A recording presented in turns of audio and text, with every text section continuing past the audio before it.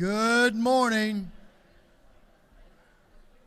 Good morning. Members will please take your seats. Mr. Clerk, will you please ring the bell?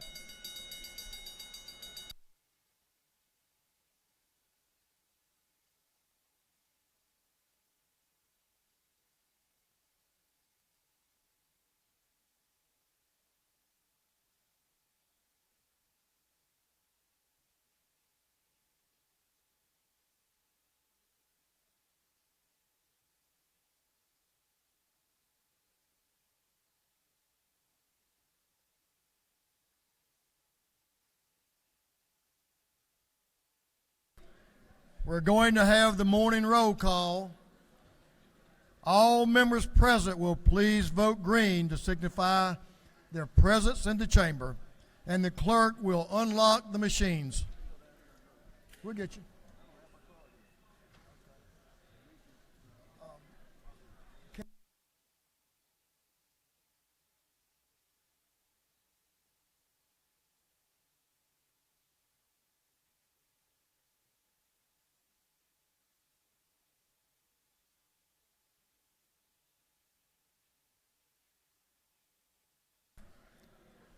Have all members voted?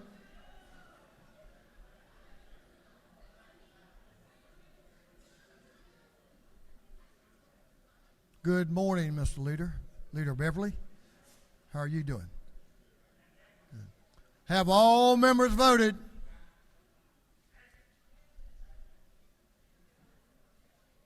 Now all members have voted. If so, the clerk will lock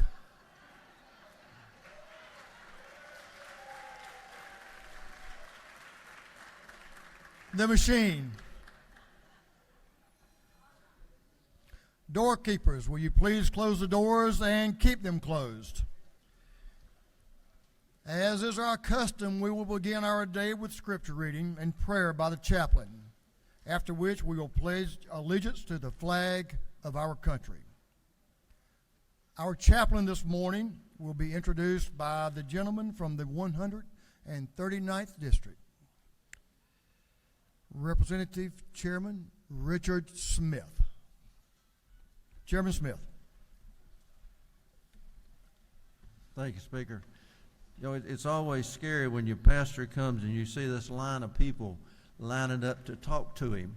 You don't know what they're going to say, but you got a pretty good idea. Dr. Jimmy Elder has been the pastor of First Baptist Church in Columbus for 20 years this August, I think. They sent him down there because they knew there was somebody down there that needed a lot of help. Amen, I understand.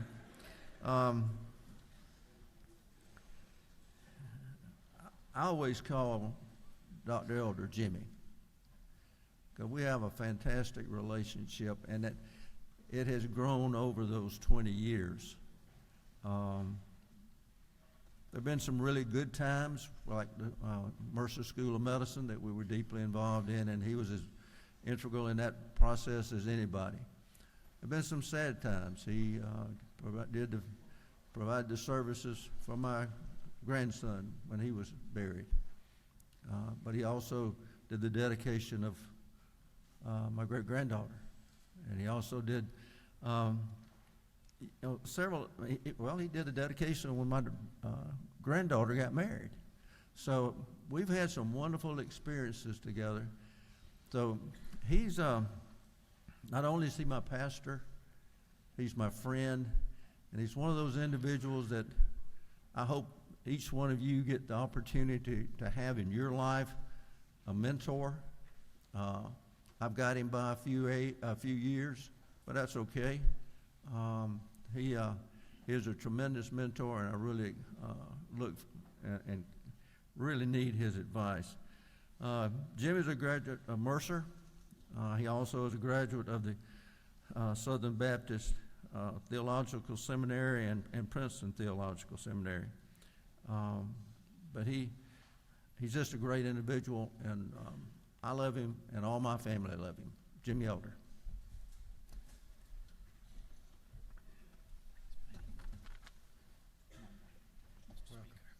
Thanks for being here. Thank you.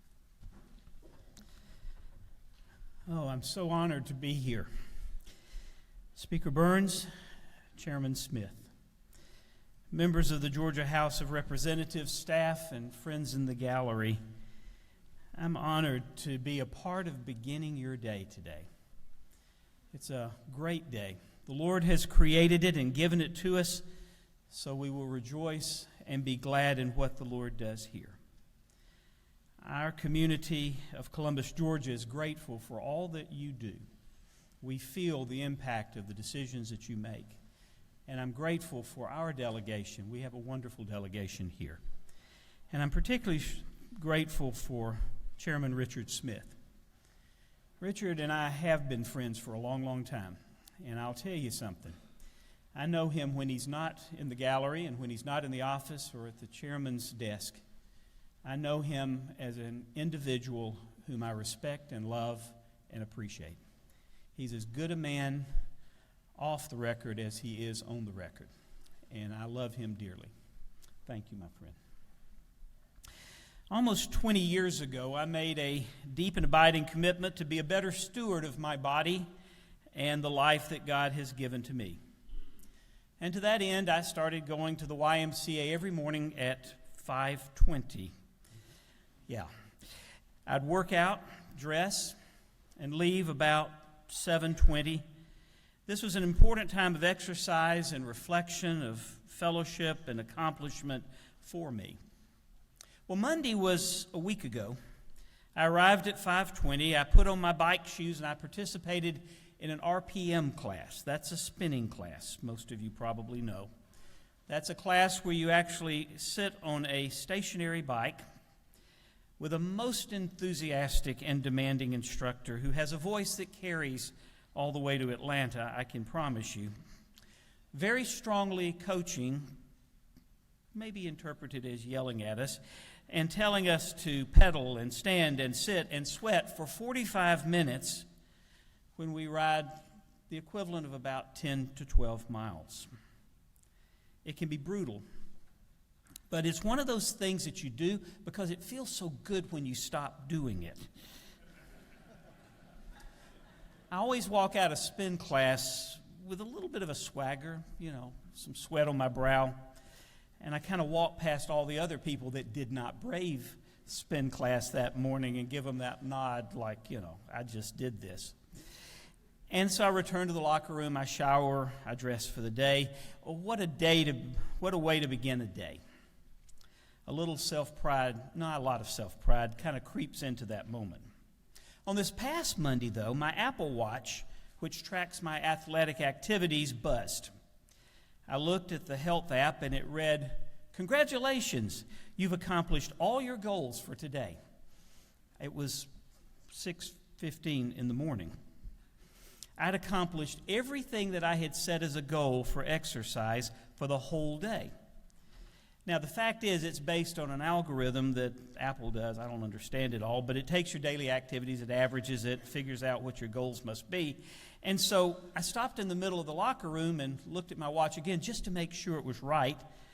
At first, I kind of felt proud. I had accomplished that. Then I felt mortified. I was ashamed that my daily goal was something that could be accomplished so quickly, so early in the day. My goal wasn't set high enough, evidently, and I felt a little bit lost. Like Alexander the Great, there were no other worlds to conquer, at least for that day. I remembered the words of my dad, a minister, who helped me write a prayer that I had to deliver at the morning devotion at Rockdale County High School when I was growing up. And what Dad said is, I said, "Dad, what do I put in that prayer?" He said, "One thing to say is, Lord, please help me to set my goals high enough to be a challenge, but low enough to be reached." Now, I understand not setting impossible goals, but I do need to know that my goals are high enough that I'll be stretched to the limit and actually make bold efforts to do something that truly matters, something that is sacrificial, something that reaches beyond the boundaries of expectation, that tests the limits of my ability. No pain, no gain. I've always been one of those who believe that you should dream impossible dreams and work with all of your might to accomplish them. I remember the words of John Kennedy in an address to the crowd at Rice University. We choose to go to the moon in this decade and do other things, not because they're easy, but because they're hard. His campaign song was High Hopes. Yet today we live in a world that tempts us to play it safe, compromise our dreams, even our values, and not take chances. We're drawn towards safe things, while nothing has ever been accomplished by playing it safe. It takes bold dreams to represent people, an uncompromising spirit to take on challenges of the day, the ability to dream the impossible and to work to make the impossible possible, and a steadfast faith in the limitless opportunities that lie before us. That's what it takes. We have people in our wonderful state who've gone beyond what anyone ever thought any human being could do. They've invented, they've developed, they've led, strengthened, built, achieved, created, and accomplished more than anyone would had they played it safe. We knew we were not finished for the day by 6:15 in the morning. What we have done is only a prelude to what we will do next. In a world that gives trophies to everyone and is loath to acknowledge superior accomplishment, we have the opportunity to be a chamber that sets the example for big dreams, amazing accomplishments, humble service, and in inspiring others to do their very best. And you do. You are examples for people, young people in this state. You are the people who lead the way in innovation and hope. Never set your goals so low that you finish too early in the day.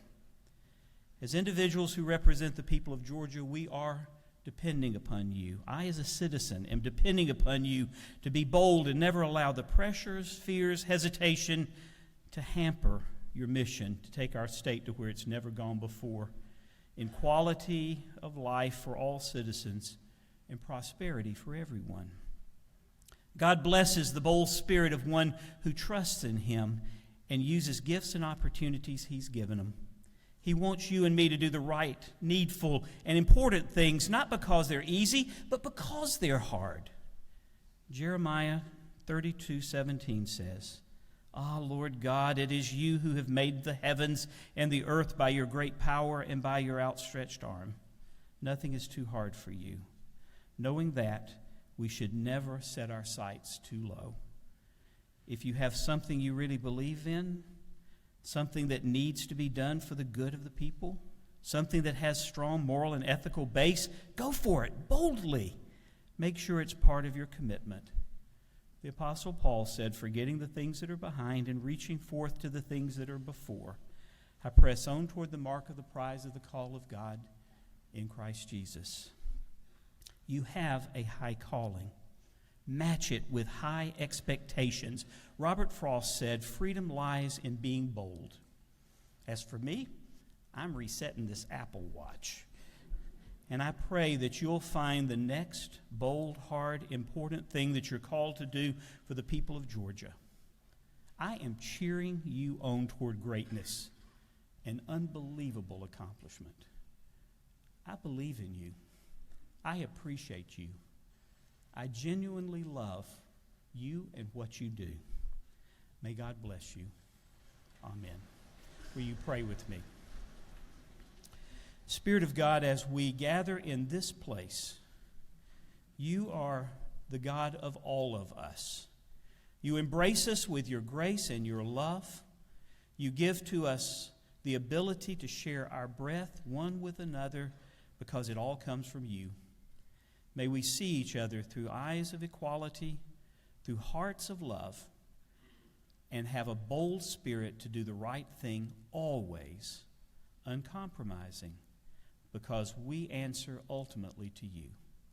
Thank you for each one who serves. In your name we pray. Amen. I pledge allegiance to the flag of the United States of America and to the republic for which it stands, one nation under God, indivisible, with liberty and justice for all. Thank you, sir. Thank you, sir. there. Doorkeepers will unlock the doors. Members may join Brother Jimmy in the South Anteroom. Brother Jimmy, do you have something in rules? Evidently, those accolades you gave the chairman, I'm suspecting you're trying to get something out of rules.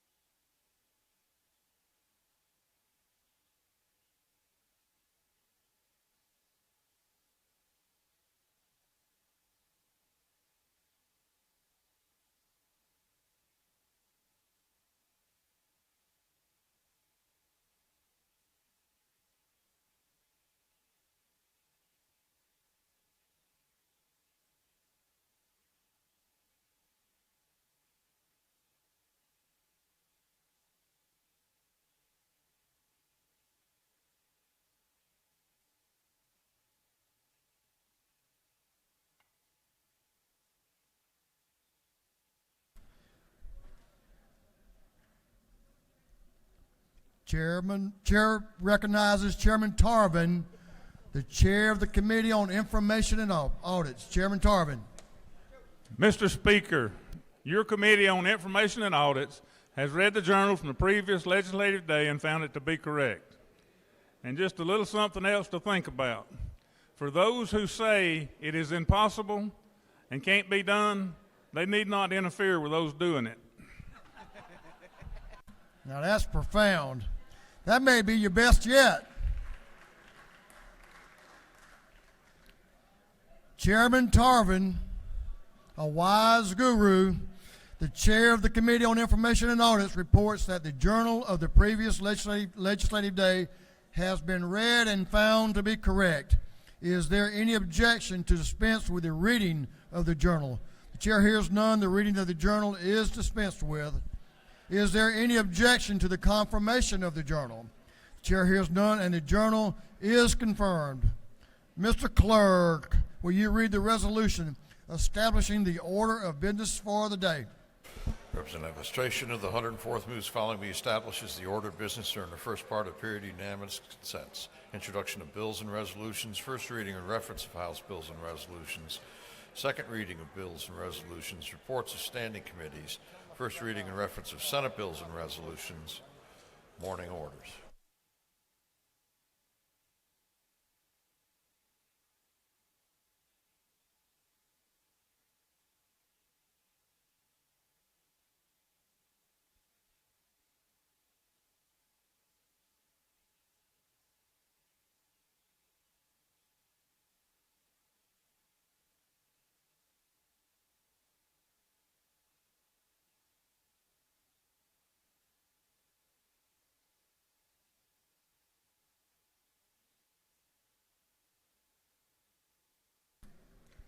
Is there any objection to the adoption of the resolution establishing the order of business for the day? Chair hears none, and the resolution is adopted.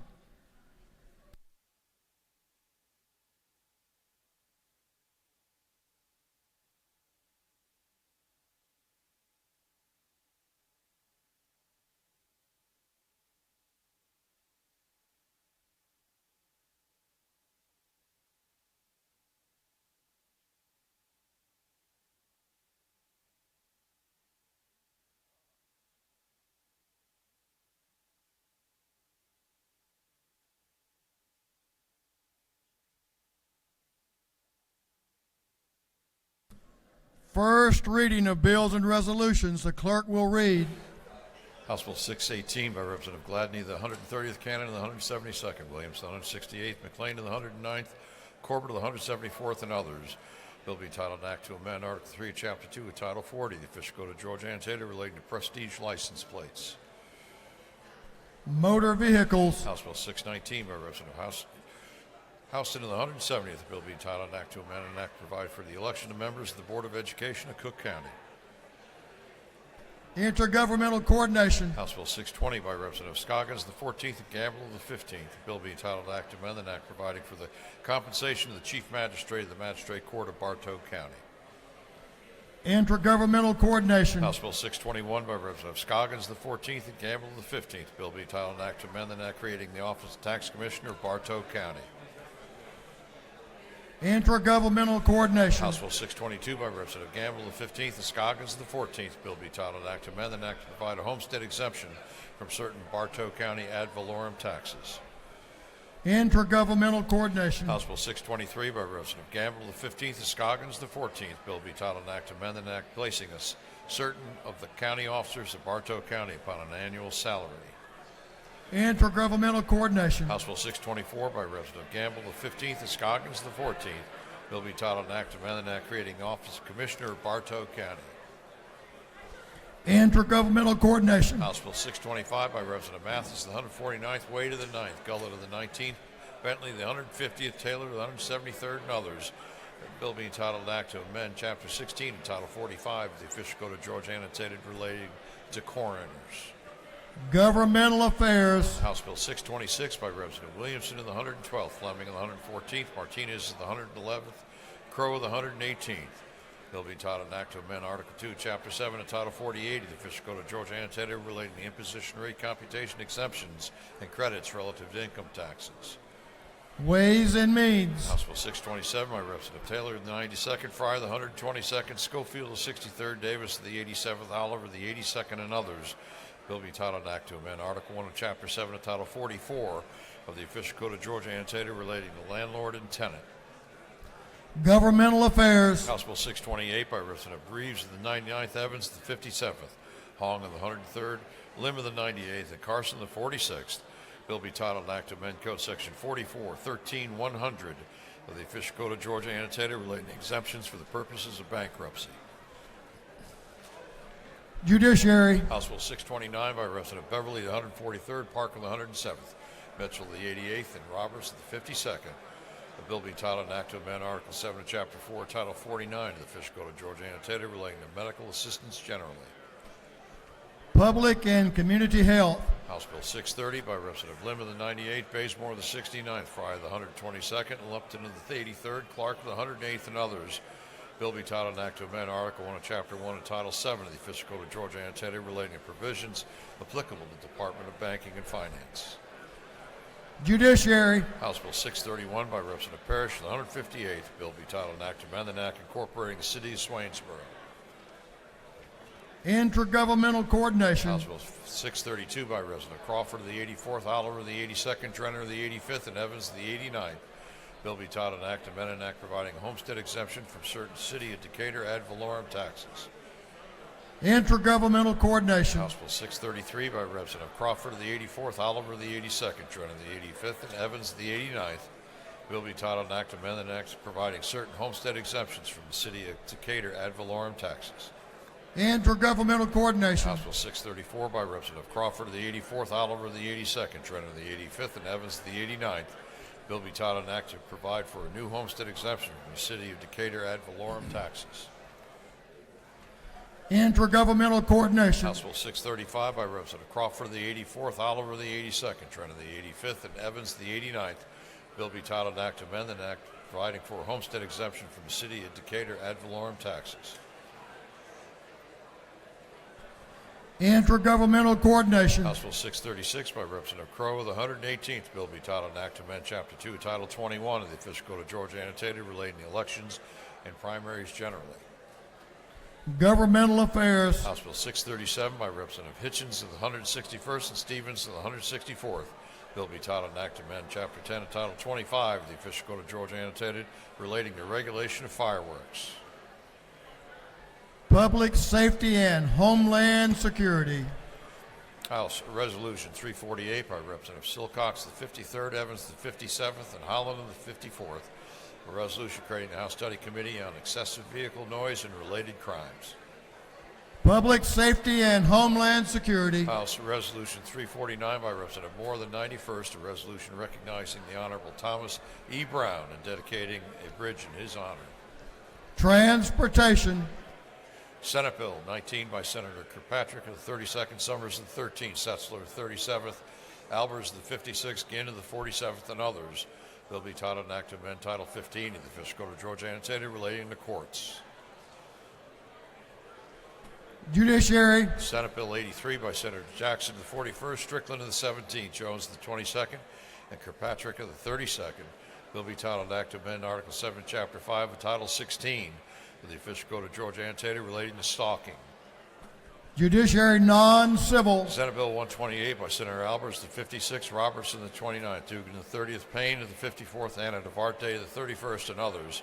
Bill be titled an Act to amend Article 7, Chapter 20, Title 47 of the official code of Georgia annotated the Public Retirement Systems Investment Authority Law.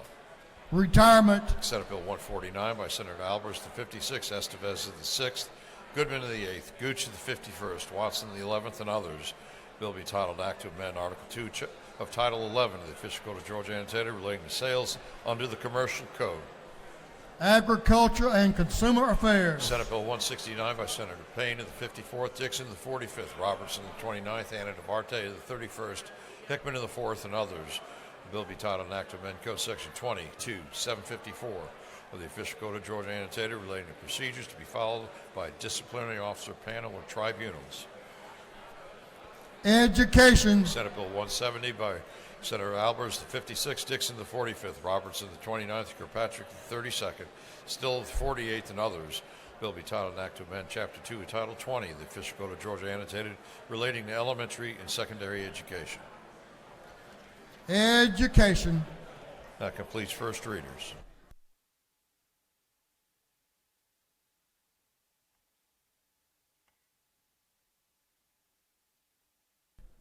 bring it down just a little bit.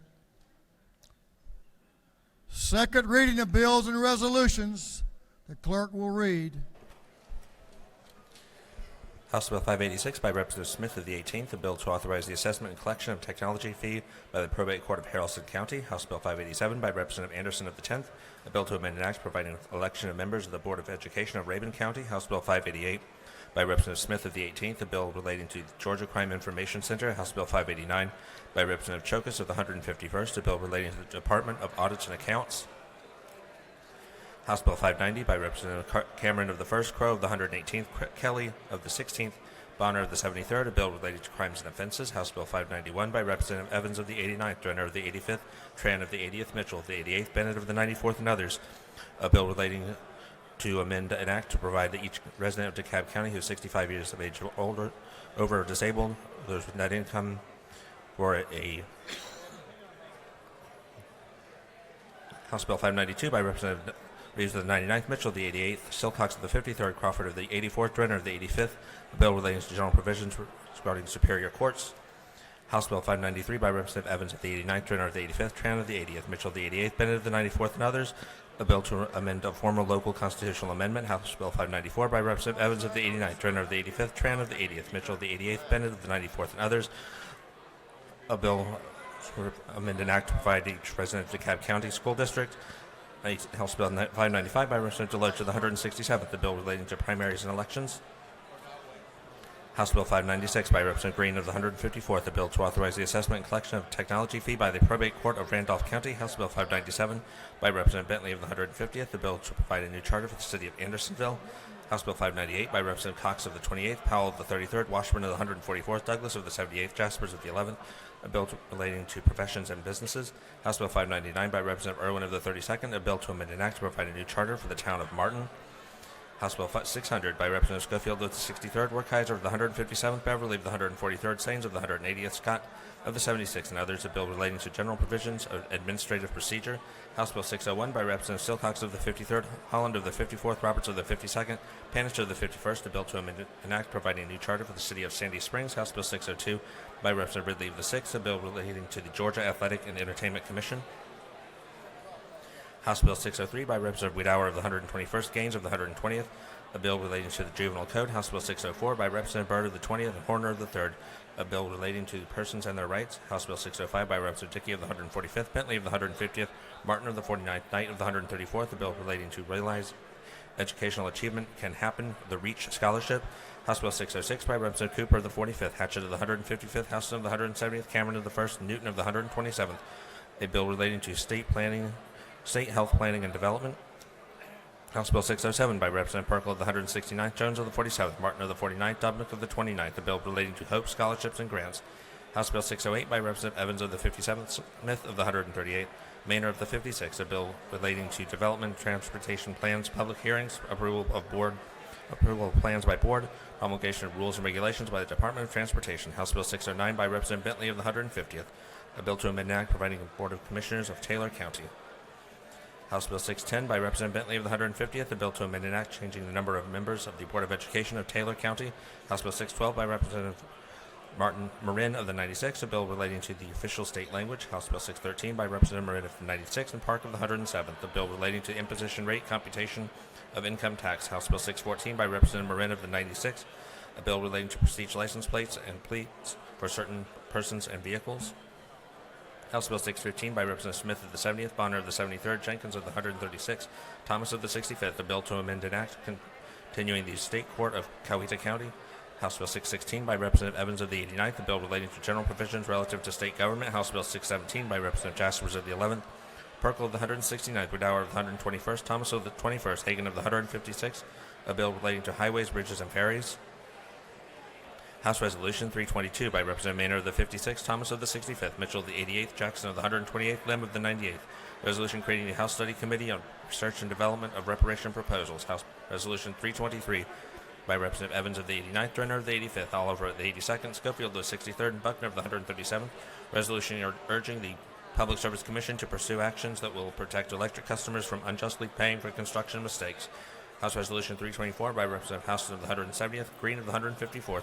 Resolution creating the House Study Committee on Jobs Tax Credit Tier System. House Resolution 347 by Representative Reeves of the 99th, Clark of the 100th, Bonner of the 73rd, Martinez of the 111th, Hitchens of the 161st, and others. Resolution designating the song The Veteran Anthem with lyrics and music by Takesha M. Schwan as the official song of the Georgia service members, veterans, and their families. Senate Bill 99 by Senator Dolezal of the 27th, Watson of the 1st, Brass of the 28th, Cowsert of the 46th, a bill relating to exemptions from Certificate of Need requirements. Senate Bill 116 by Senator Watson of the 1st, Mallow of the 2nd, Hickman of the 4th, Gooch of the 51st, Jen of the 47th, a bill relating to disposition of municipal property. Senate Bill 129 by Senator Williams of the 25th, Burns of the 23rd, Harbin of the 16th, Anderson of the 24th, Beach of the 21st, and others. A bill relating to primaries and elections. Senate Bill 145 by Senator Still of the 48th, Dolezal of the 27th, Robertson of the 29th, and Anabarte of the 31st, Payne of the 54th, and others. A bill relating to general provisions applicable to counties and municipal corporations. Senate Bill 159 by Senator Robertson of the 29th, Albers of the 56th, Duggan of the 30th, Kirkpatrick of the 32nd, Walker of the 3rd of the 20th. A bill relating to general provisions regarding correctional institutions of states and counties. 3 second readers.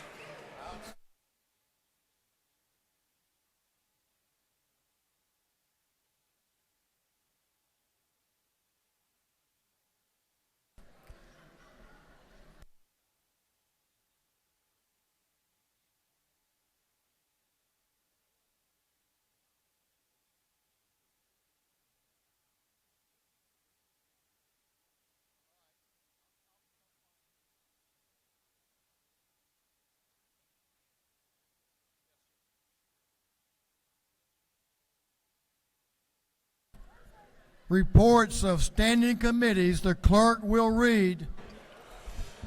Representative Robert Dickey, the 145th District Chairman on Committee on Agriculture and Consumer Affairs, submitted the following report. Mr. Speaker, Committee on Agriculture and Consumer Affairs has entered its consideration following bills of the House. It's instructed me to report the same back to the House with the following recommendations.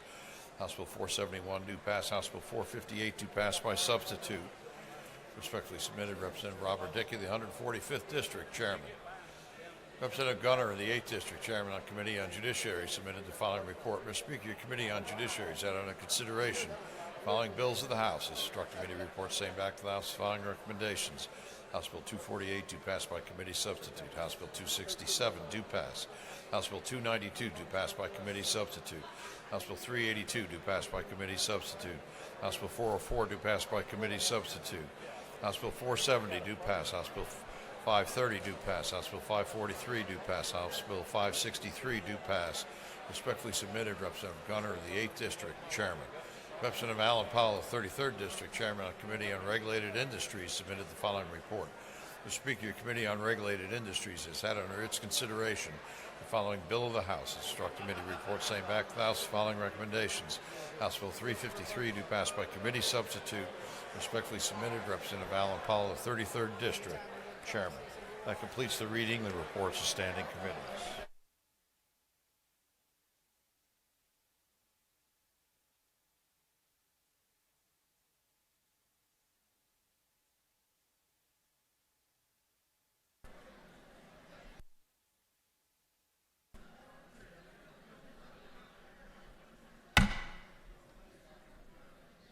House will come to order. Members, please take your seats. I can see that anteroom, the south anteroom. There's no one out there. So take your conversations to the south anteroom if you need to pass a bill before we get started today without anybody voting on it. And take it right on out there and y'all can pass it. We're going to move on to morning orders, but first we have Chairman Parrish has a special morning order. It's a two-parter. He's going to talk about the doctor of the day and some good folks in the gallery. Chairman Parrish. Thank you, Mr. Speaker. Ladies and gentlemen, it's a pleasure for me to introduce to you, and I would ask you to help me welcome the group from Augusta University, the foundation members who are with us in the gallery, and if you guys would stand, please, so that we might recognize you and welcome you to the house.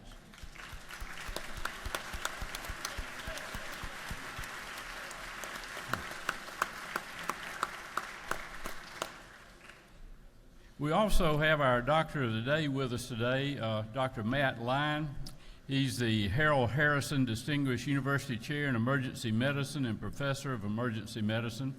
He's also the Associate Dean for Experimental Learning and Executive Director of the Center for Ultrasound Education for the Medical College of Georgia at Augusta University. He serves as Vice Chair for Academic Programs and Research for the Department of Medical Education and is the Virtual Care Service Chief at AU Health. Dr. Lyon is a graduate of Georgia Tech and then a graduate of the Medical College of Georgia. He completed his residency in emergency medicine at MCG in 2003. Beginning in 2018 with funding through the USDA telemedicine grant, Dr. Lyon began a telemedicine program between AU Health and 5 rural Georgia emergency departments. The TeleEd program, this program aids rural emergency physicians in decreasing transfers to larger cities for time-sensitive treatments. In January, Dr. Lyon championed an effort that led to an announcement from the MCG Center for Telehealth that Emmanuel Medical Center would serve as a teaching site for the college's Peach State scholars. This group of medical students commit to completing medical school in 3 years, entering directly into a primary care residency, and then serve in an underserved rural area in Georgia. And you in this House were leaders in making that available. This expands the relationship for telehealth services between Augusta University, Emmanuel Medical Center, and MCG Center for Telehealth, and will provide physicians and other care providers on an emergency basis 24/7. It's our pleasure to have our doctor of the day, Dr. Matt Lyon. Would you help me welcome him, please?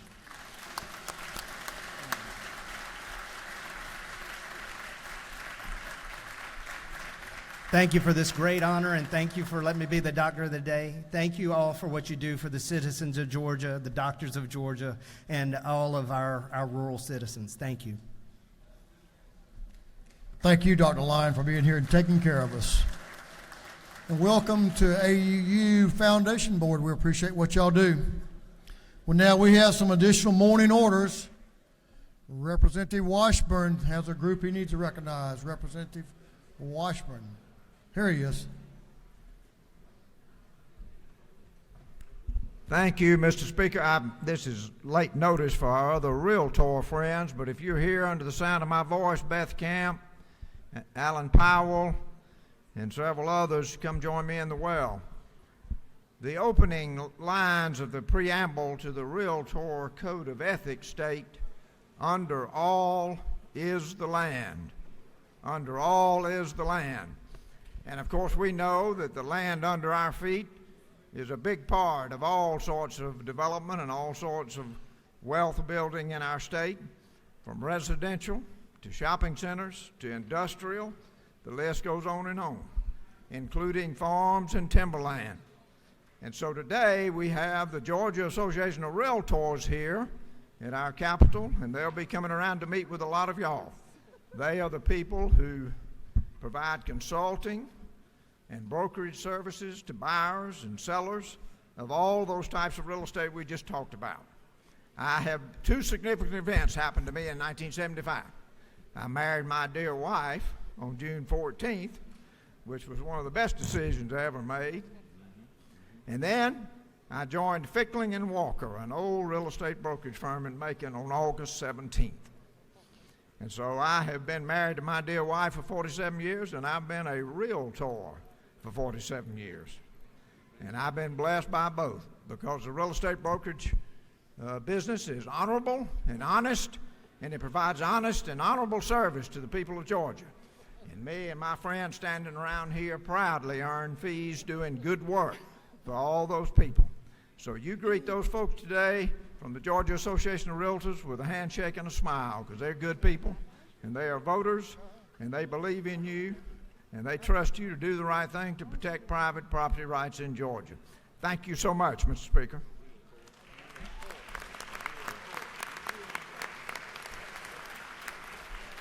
Thank you, Representative Holland and Chair Lady Silcox, recognized for a morning order. Thank you, Mr. Speaker. Your friend's coming. There she is. Thank you. It's hard to believe, but there are 4 members of this House who represent one neighborhood in Atlanta, the neighborhood of Buckhead. And we are so proud today to welcome the Buckhead Council of Neighborhoods, which is a nonprofit that represents the interests of our communities in trying to improve their quality of life. They're here today especially to talk to us about problems that are occurring in our city when it comes to road noise that we can hear. For those of you who have lots of acres to live on, you might not know what it's like to live in a condo on Peachtree Road and be able to hear the cars go by. We're grateful they're here. They were handing out earplugs for anyone who needed them this morning, and we're so grateful that they were raising their voices for our community. So, thank you. Please stand. Let us recognize you. Thank you. Welcome. Okay, Representative Gaines, Wiedauer, and Fry recognized for a morning order. And Rhodes, oh yeah, you're part of that group. The Clark County delegation. Thank you, Mr. Speaker. I want to recognize Professor Gene Mangan and the UGA laws. Several UGA law students are here. They're doing a legislative drafting class, have learned from legislative counsel and heard from members of this body about how the process that we're undergoing works. And I've worked closely with Sam West. I think Sam actually helped create the class at one point. So we want to recognize them, and please stand and let's give them a round of applause. Go Dogs.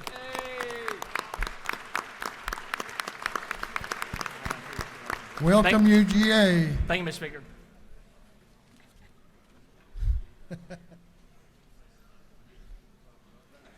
Representative Alexander has a morning order. She's recognized. Good morning. Thank you, Mr. Speaker. Today we have a group of people here from the West Georgia Board of Realtors, and they are committed to advocating the private property rights of homeowners, business owners, and renters. They are celebrating their 50th anniversary. Could you please stand and be recognized? Thank you, Mr. Speaker. Thank you, Representative and friends, and welcome to the People's House. Good to have y'all. Chairman Prince and the greater Augusta delegation recognized for a morning order. A greater Augusta delegation. Greater Augusta delegation. Thank you, Mr. Speaker. I'm going to turn this over to my colleague, Representative Lynn Gladney, to talk about Augusta University. Thank you, Chairman Prince. Thank you, Mr. Speaker. Today, the Greater Augusta delegation is honoring Augusta University, one of Georgia's 4 public research institutions. Augusta University offers customizable, accessible education on campuses in Augusta and across the state. Augusta University aims not to only be different, but to also make a difference, to reimagine and recreate the future of art, technology, education, and healthcare. Home to Georgia's only public academic medical center and designated by the state as a health science center of excellence. Augusta University is dedicated to creating safer, healthier, and more equitable Georgia. Please join me in welcoming the Augusta University Foundation and members of the Children's Hospital of Georgia Advisory Board. Please stand. Thank you for joining us this morning. Will you, Mr. Impressive Speaker? group, Thank no you. doubt. Impressive group. Representative Gullett is recognized for a morning order. Thank you, Mr. Speaker. I think we're having some friends come up here too today. And friends. There we go. I want to welcome Carlos Ortiz here. He's here with his wife, Lauren. Mr. Ortiz just retired for 38 years in law enforcement, where he served as a deputy sheriff of Daugherty County Sheriff's Office, division director of the Georgia Police Academy, a police officer with the city of Macon, as well as a police officer with Georgia Tech Police Department. Additionally, he also recently retired from the U.S. Navy Reserves, where he served 32 years and then retired at the rank of commander. We appreciate your many years of service to our state and our country. Wish you well in retirement. Members, just stand up and welcome Mr. Ortiz to the People's House.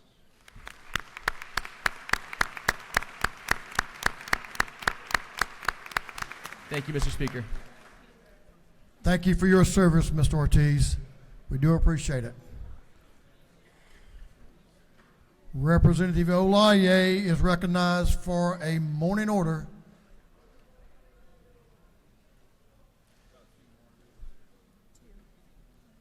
Representative is recognized.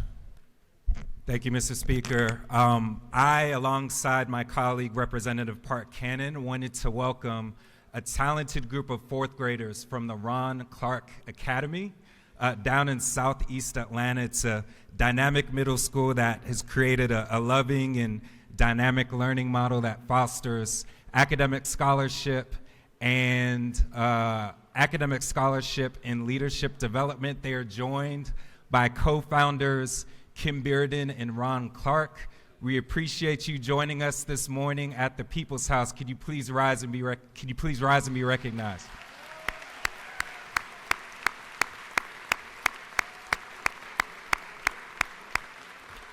Thank you, Mr. Speaker. I yield the well. Impressive group of young people. Welcome to the People's House.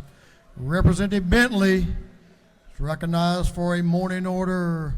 Looks like Thank you, Mr. Speaker. Thank you, a number Mr. of Speaker. friends. Yes, I have some supporters here this morning. So, colleagues, I just want to share with you, yesterday, I was having a really good day. My morning was going very well until I walked out to the ropes. And when I walked out to the ropes, there was this gentleman there that recognized me, and he was like, "Hey, Patty, so good to see you. Tell Daryl." I said, "Hello." And when he said that, my knees went weak. I thought I was about to pass out. And you know, colleagues, we often come to this well and we recognize and congratulate people back home, which is great. People outside of this chamber, which is great. But today, I want to take a moment to honor and recognize some people right here in this House of Representatives. Yesterday, when my knees became weak and I thought I was about to hit the floor, standing there to catch me was none other than Chairman Mike Chokes. And when I got back to my desk and realized that my seatmate next to me was having a day a little bit more difficult than mine, I wanted to stand this morning and just thank and honor Representative Clinton Crowe. He was having a interesting day yesterday. So I just want to take a moment today, colleagues, and let us take some time to celebrate one another, because at the end of the day, we are all sisters and brothers in Christ. Amen? So let us give a big round of applause to Chairman Mike Chokes and Chairman Clinton Crowe. Thank you, Mr. Speaker, and thank you, colleagues, for standing with me, and thank you for all of your support. Thank you.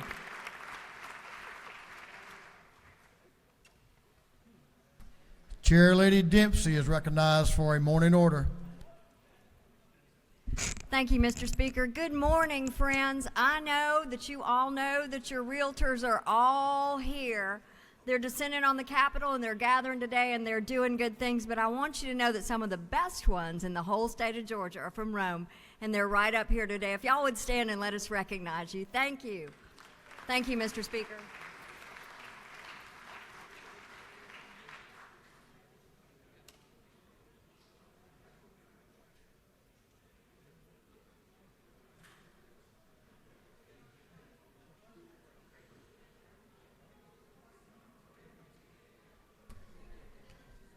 Members, we're ready to move on to the rules calendar. Mr. Clerk, will you read the caption to HB 311? House Bill 311 by Representative Smith, the 70th and others being titled an act to amend Article 1 of Chapter 5 of Title 48 of the Official Code of Georgia, annotated relating to general provisions regarding ad valorem taxation of property, so as to provide for optional temporary tax relief to certain properties located in nationally declared federal disaster areas. This bill having referred to the Committee on Ways and Means, that committee recommends that this bill do pass. Chair Lady Lynn Smith is recognized to present the bill. Chair Lady. Thank you, Mr. Speaker and members of the House. Well, it's March. We're getting close to some difficult times in our state, in the United States, with bad weather. And it happened to my county about 3 years ago when a Class 4 tornado came through my county, either severely Lady will damaged. suspend just for a minute.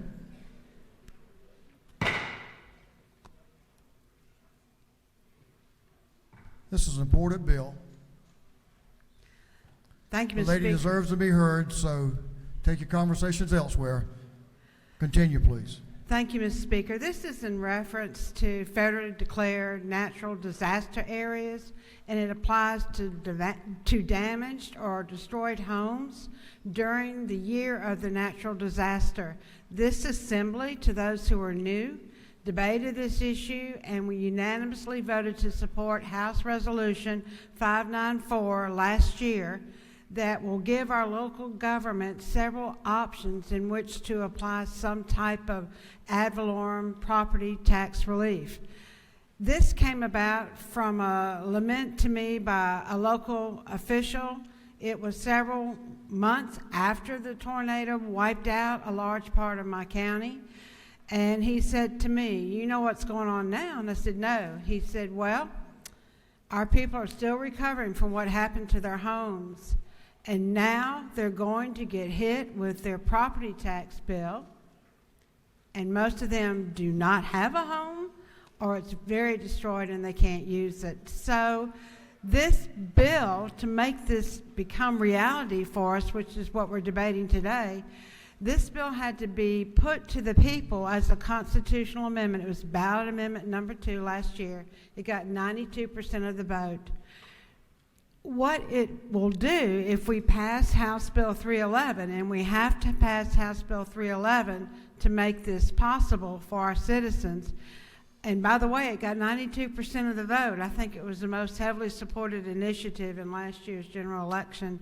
But what this bill will do now is that our local governments, and this is cities, counties, school boards, they will get to determine themselves what type of relief they can give to our citizens who are dealing with this continuing tragedy.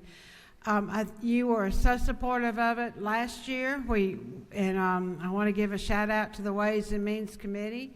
I appealed to their collective wisdom, and they came up with something that worked. But actually, I'm the author of this bill, and there are several great sponsors on the bill.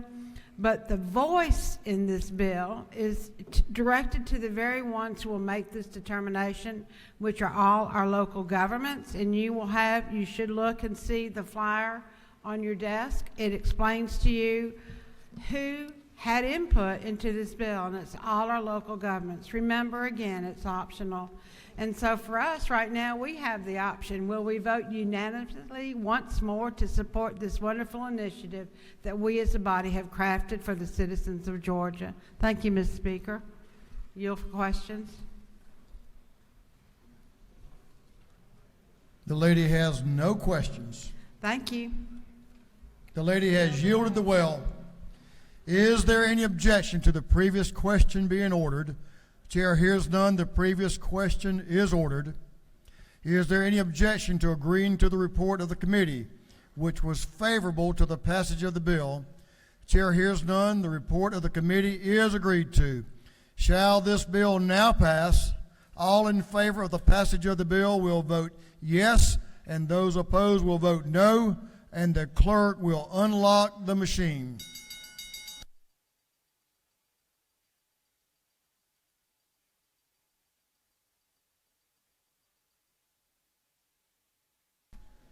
Have all members voted?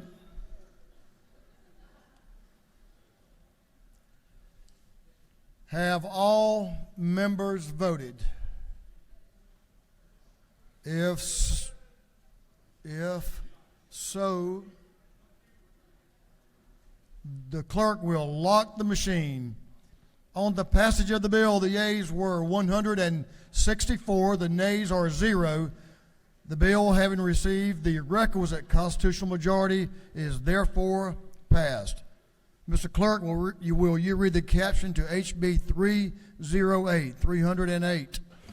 House Bill 308 by Representative Newton of the 127th and others to be titled an act to amend Chapter 7 of Title 4080 of the Official Code of Georgia annotated relating to income taxes so as to revise the tax credit for certain medical preceptor rotations.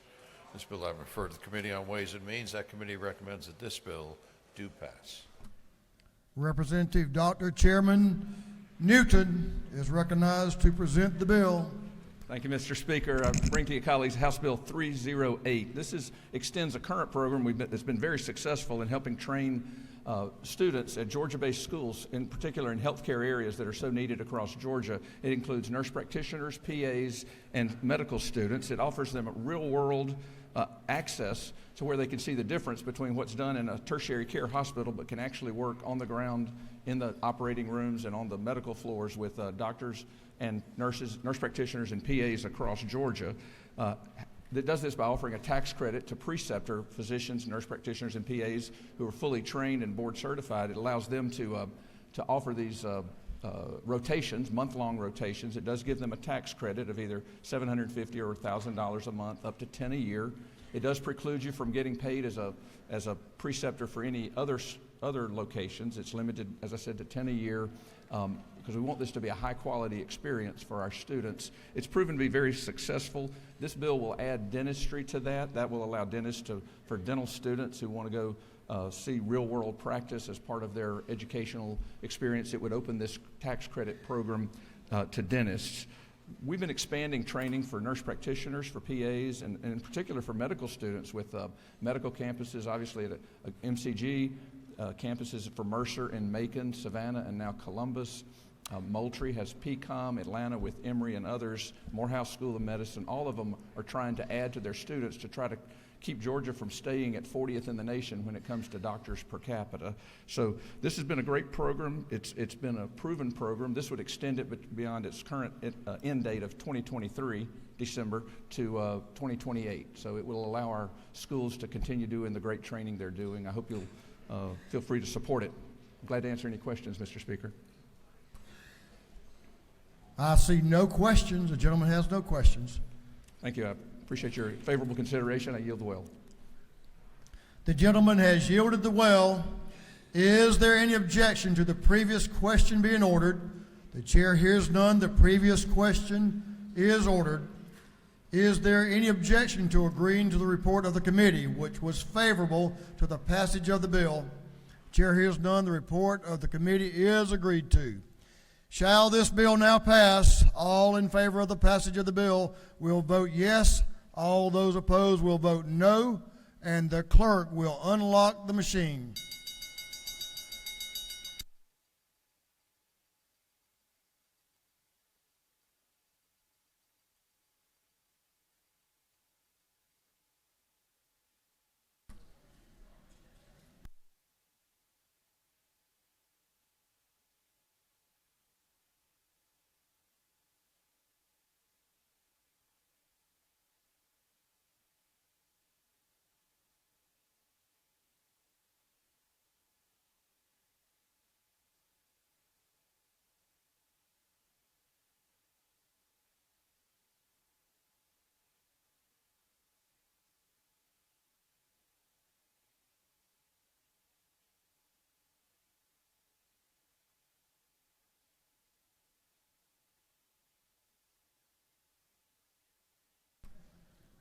Have all members voted?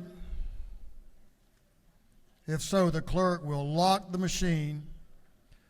On the passage of the bill, the yeas were 169, the nays 1. The bill, having received the requisite constitutional majority, is therefore passed.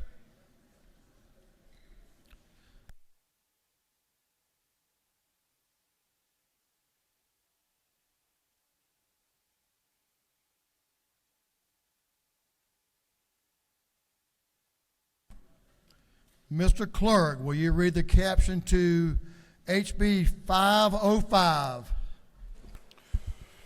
House Bill 505 by Representative Chokas, the 151st and others, to be titled an act to amend Code Section 161130 of the official code of Georgia annotated relating to riot, so as to provide for a felony penalty. This bill having referred to Committee on Public Safety and Homeland Security, that committee recommends that this bill do pass.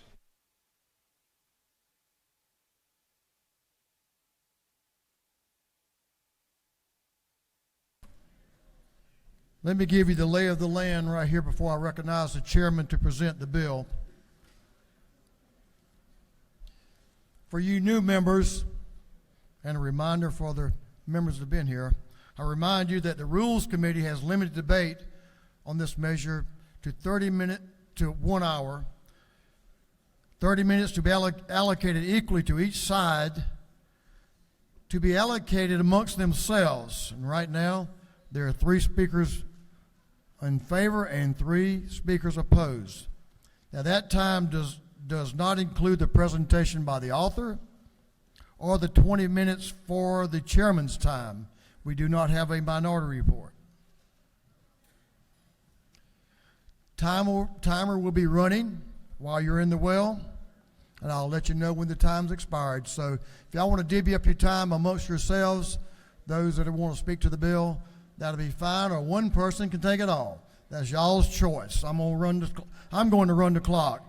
Chair recognizes Chairman Chokas to present the bill. Thank you, Mr. Speaker. Ladies and gentlemen of the House, I bring before you House Bill 505. Georgians proudly defend the rights of peaceful protesters, but will not tolerate violence that damages people or property. Liberal cities that have created autonomous zones for lawbreakers have created trouble, unsafe and unsanitary conditions for residences and businesses. We will not let that happen here. Our governor and our attorney general have made it clear that Georgia will provide no safe haven to rioters.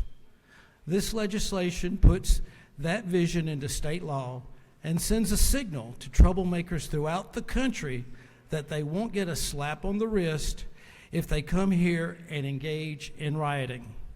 We will prosecute the violent in order to protect the peaceful and innocent.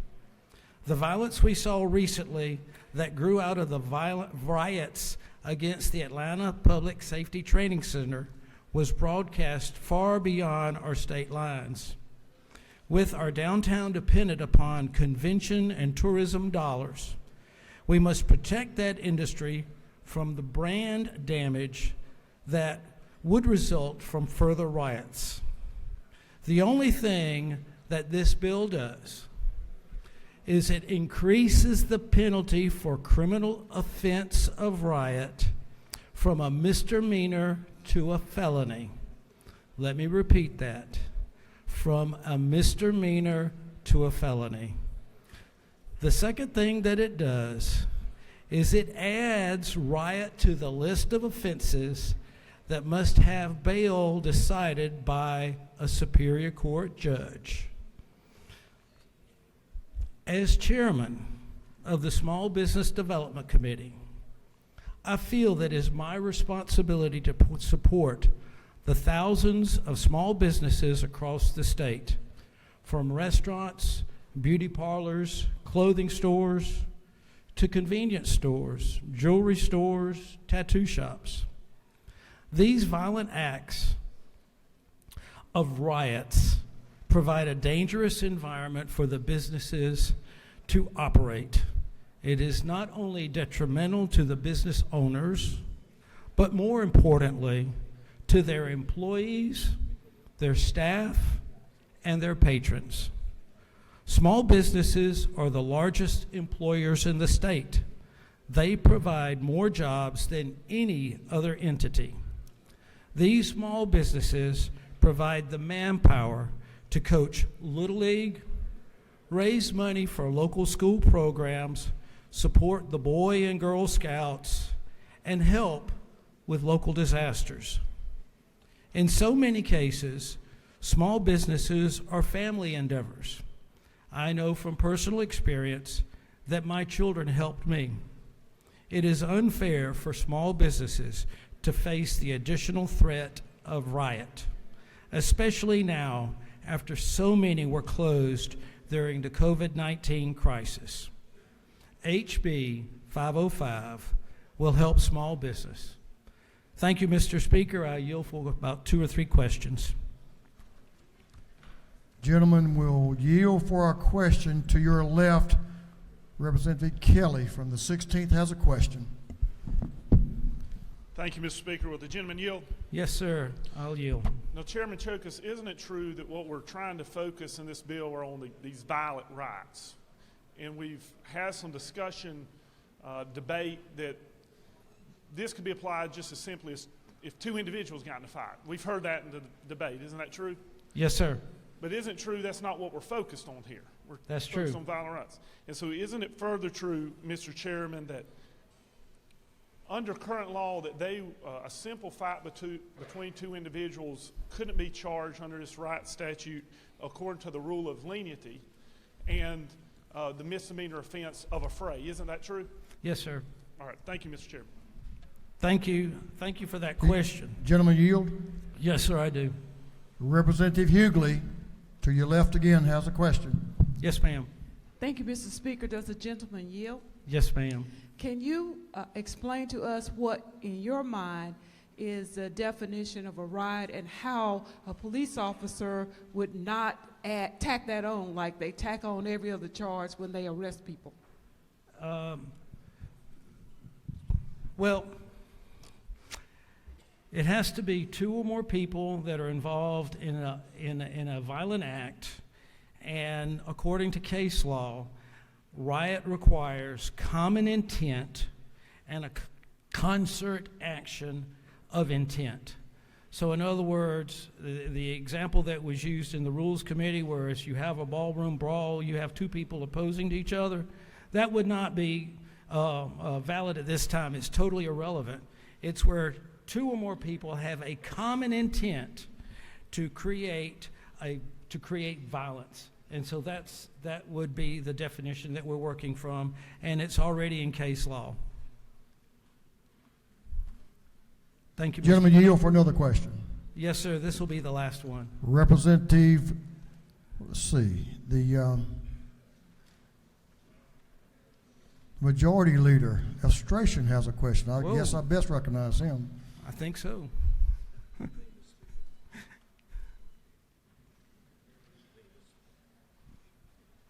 Thank you, Mr. Speaker. Does the gentleman yield? Yes, sir. Sir, isn't it true, as you just pointed out, the definition of riot is already in law, and that is unchanged as part of your bill. Is that correct? That is absolutely correct. And isn't it also true that, as to the question that was raised in the Rules Committee, if there were to be a fight that occurs between individuals that meets the definition of a misdemeanor, a fray, that actually by law the prosecutor must charge the misdemeanor offense if there are not additional elements that would otherwise require a heightened charge? Isn't that true? That is also true, sir. Thank you. No further. Thank you. Thank you for that question. As I said earlier, it requires a common intent and a concerted action to create violence. And with that, Mr. Speaker, I ask for the body's favorable consideration, and I yield the well. Thank you, sir. The gentleman has yielded the well. We're going to move on to additional speakers. We have several people who will speak. I'm going to recognize Representative Crawford for the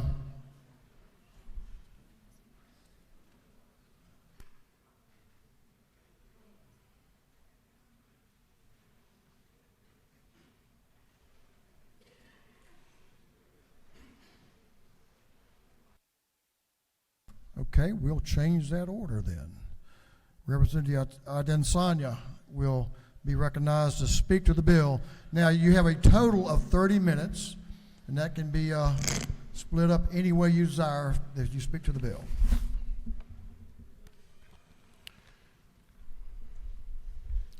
Thank you, Mr. Speaker. Members of the House of Representatives, I rise in opposition to House Bill 505. I know sometimes some of us may feel pressured to vote along with party members, but I want you all to stay with me for just a couple minutes. On March 7, 1965, John Lewis and hundreds of protesters gathered on the Edmund Bridge in Selma, Alabama, to exercise their First Amendment, the right of the people to peacefully assemble and to express their grievances to the government. In this instance, the policemen attacked these peaceful protesters, injured many of them,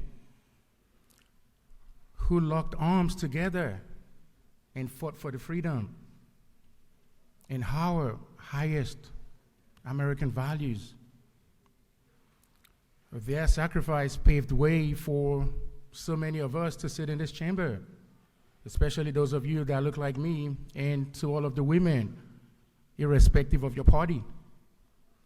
It is evident that the policemen incited a riot, and this day in our history is known as the Bloody Sunday.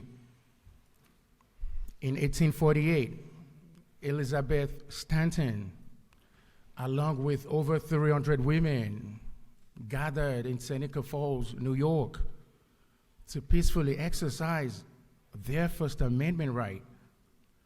These women wanted to be treated as individuals and not dependents of men.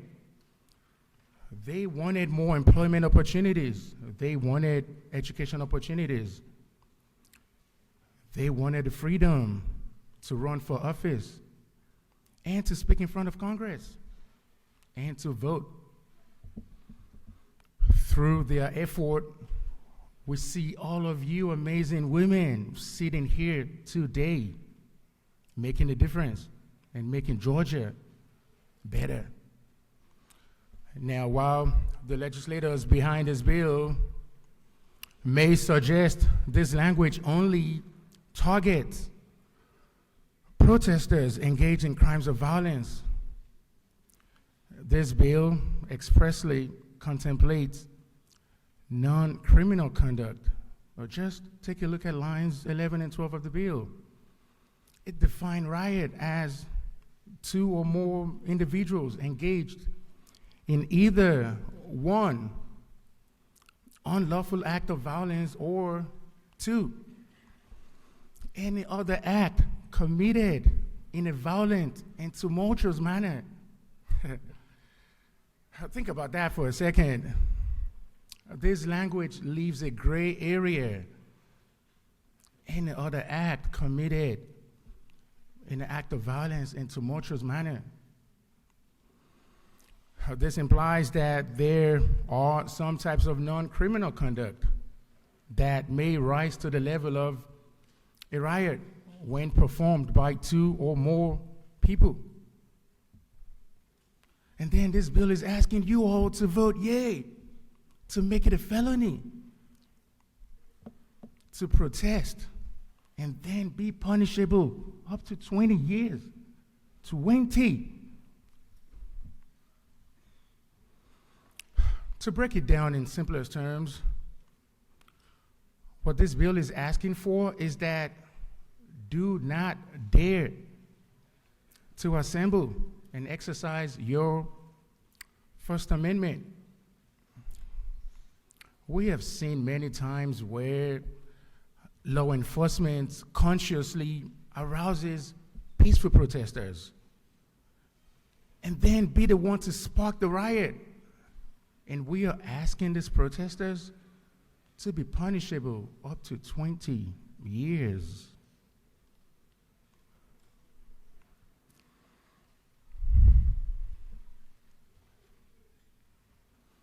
While it may feel good to some of us to always want to be surrounded by the yes, yes type of people, just take a look at countries where leaders limit the rights of its citizens or ability to express their grievances.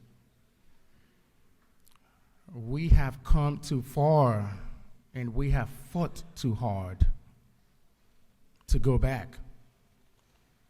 For the men and women who sacrificed their lives to pave the way for us in the pursuit of freedom, we must and we have to do everything we can to protect our right to assemble and our right to a peaceful protest. Thank you very much. Thank you, Mr. Speaker. I yield.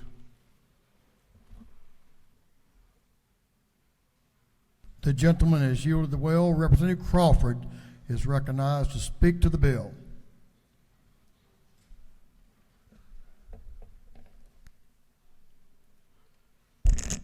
Thank you, Mr. Speaker. Colleagues, today I rise to oppose House Bill 505. There should always be a cause for concern if bad policies are pursued and implemented. Under House Bill 505, a person would be guilty of a felony should they commit the offense of a riot, which is defined as two or more persons doing an unlawful act of violence or any other act in a violent and tumultuous manner. I know that's convoluted and vague, right? But let's look at what this really means practically. Some of my colleagues, one in particular, just spoke about what this bill could do to impact protest, which is essential to our democracy and a fundamental First Amendment right. Indeed, I agree with his testimony and analysis. However, this bill could have far more detrimental consequences in the lives of other everyday Georgians. It won't only impact protesters, but it can impact others. How do I know this? Because case law tells me so.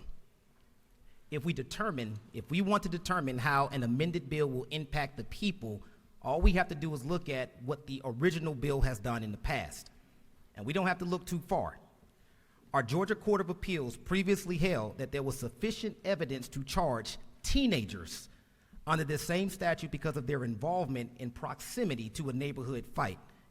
In this particular case, a group of kids got upset with one another, exchanged words, and exchanged blows after those words. And this drew a crowd. Now, that's nothing too uncommon from any of our districts. Unfortunately, kids engage in fighting. But what this case law held is that multiple kids involved, even as spectators, were charged under a misdemeanor at the time of inciting a riot and participating in a riot. And so now we're about to increase the penalty for neighborhood fights amongst our kids. Doing so would be disastrous. But I get it. Some of you all are thinking to yourselves that your child isn't the one that's fighting, right?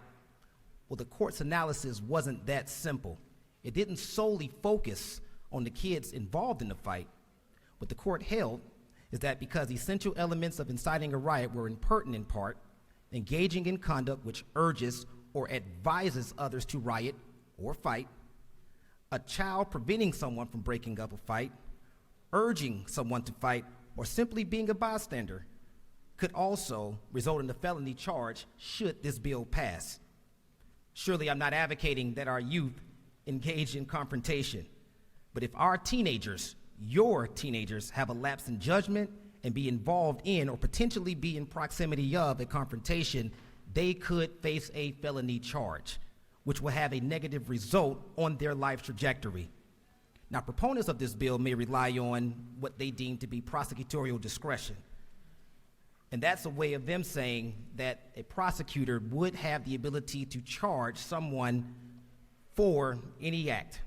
But the biggest downside of prosecutorial discretion is that it often results in selective prosecution. And so a prosecutor's personal beliefs and biases, whether conscious or unconscious, can creep into their decisions. And like always, the poor minorities we know will be impacted. But House Bill 505 could also negatively impact others outside of the poor and minorities. Multiple kids can be vulnerable. A child watching a fight, which many of us have probably done in the past, could be detained for up to a year. Think about that. And I know that we oftentimes choose sides in the people's house, but immaturity is bipartisan. A lapse in judgment is bipartisan. Adolescent misbehavior is bipartisan. School fights happen. Neighborhood fights happen. The irony is that we teach youth development on one hand, but then we create laws like this, which could deteriorate the future of our youth on the other. But it won't stop at just kids. This bill could also have an impact on someone at a football game, potentially at a tailgate, should their actions rise to what this definition says is a riot. This is a bad policy with clear legal implications that threatens to harm the lives of Georgians based on self-ambitious politics of trying to look tough on crime. This bill will do far more good than harm, far more harm than good, and I urge my colleagues to vote no on House Bill 505. Thank you, Mr. Speaker. I yield the well. The gentleman has yielded the well. That completes those desired to speak in opposition to the bill. Now we'll hear for 30 minutes, up to 30 minutes, for those in favor of the bill. Representative Reeves is recognized to speak to the bill. Thank you, Mr. Speaker. I'm proud to speak in favor of House Bill 505. This is a very serious piece of legislation that has far-reaching consequences for the safety of homes, of businesses, and of our private property here in Georgia. I'm here from the suburban perspective, from Duluth and Suwanee and Sugar Hill. My constituents work really hard. They play by the rules. They've come to Gwinnett County from all around Georgia, all around America, and all around the world to work hard and live by the American dream. And they have invested all across Atlanta, including in places that have been adversely harmed by riots the last few years.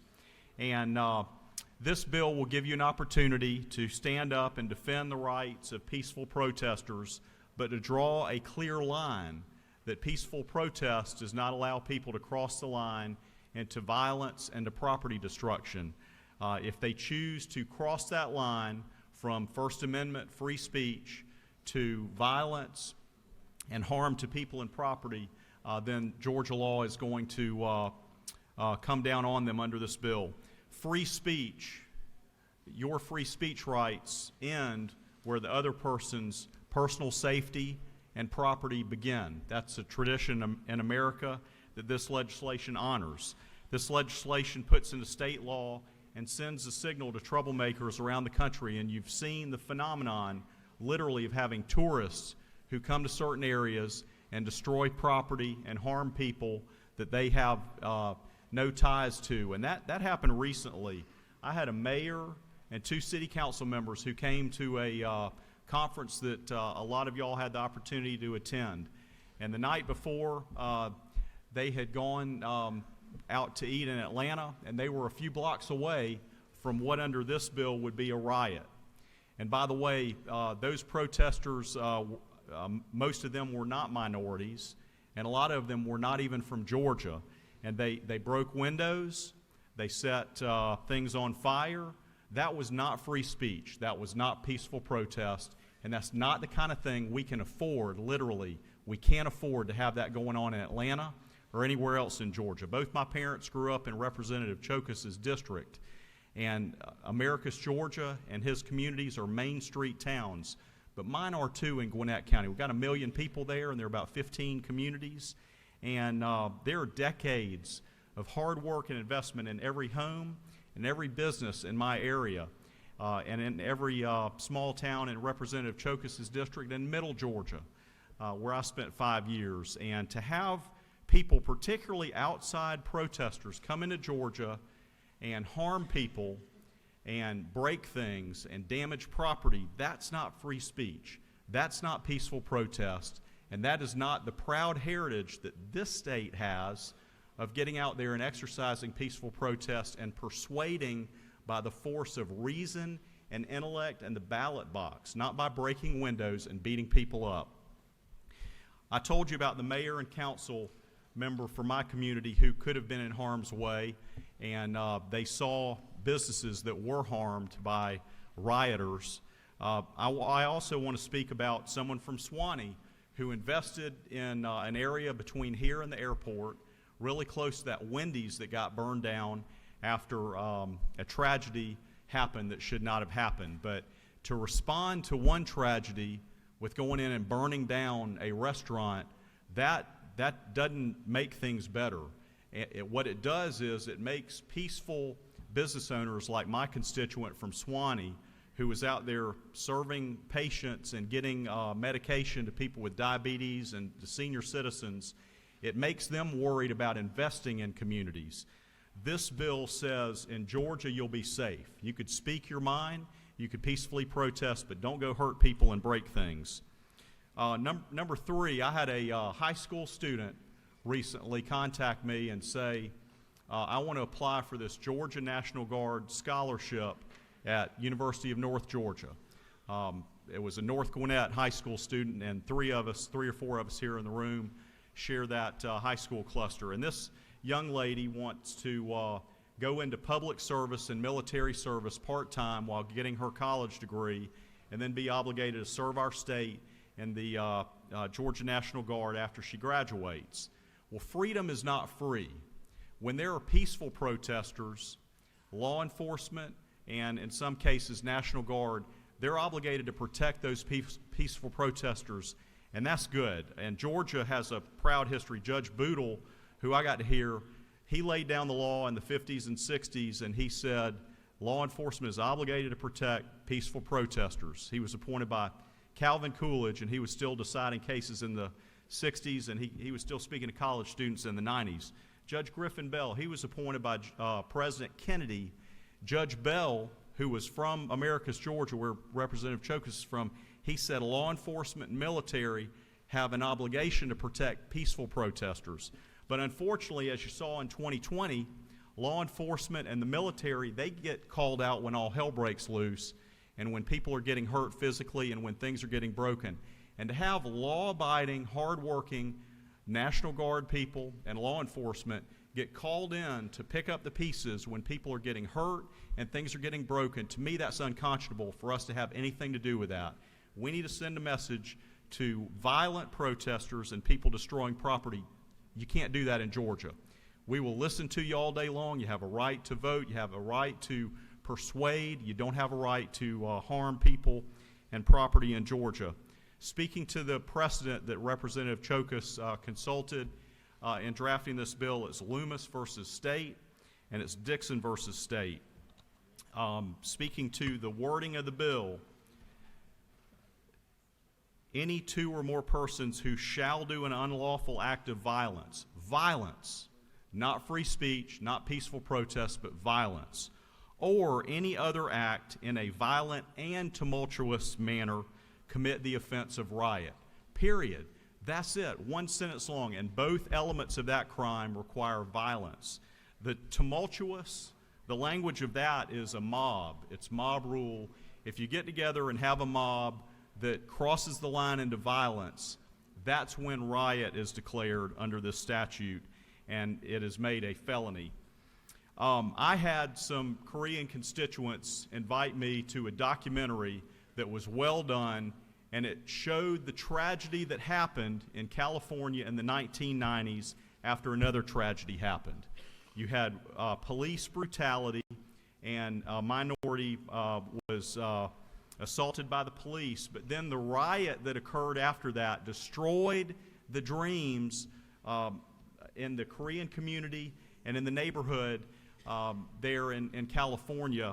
And people are still traumatized decades later from both the police incident as well as the aftermath that was riot. And we can't have rioting here in Georgia. People are entitled to live in their homes and run their businesses, large or small, without the fear of mob rule and violence. And that's why I'm proud to support this bill, and I would encourage you to read the bill and to make a clear stand that Georgia is a safe place to live and to do business, to peacefully protest, to speak your mind and exercise your First Amendment rights. But Georgia is not a place where riot and violence are tolerated. Thank you. The gentleman has yielded the well.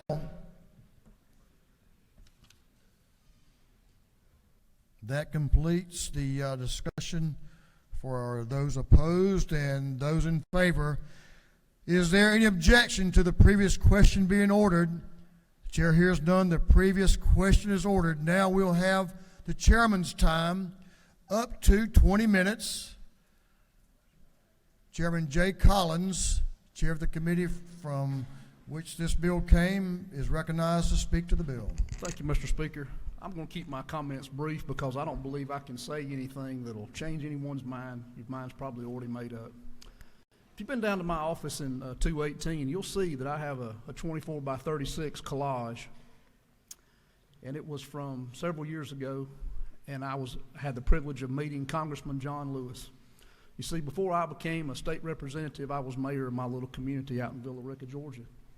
We honored the 50th anniversary of the Freedom Riders out there, and I got to meet a living legend, and I got to talk to him, and I still consider him to be one of the greatest men that I have ever met. We were the only city in this state who honored that 50th anniversary of that Freedom Rider bus coming through Georgia as it traveled. And I was very proud of that day for my community to see the look on people's faces that lived through the terrible times that Congressman Lewis had to go through, and to be able to meet a hero. What a great day it was for my district, my town, my community. I was very proud of that. And I said that to say this: we should protect peaceful protesters at all expense, at all cost.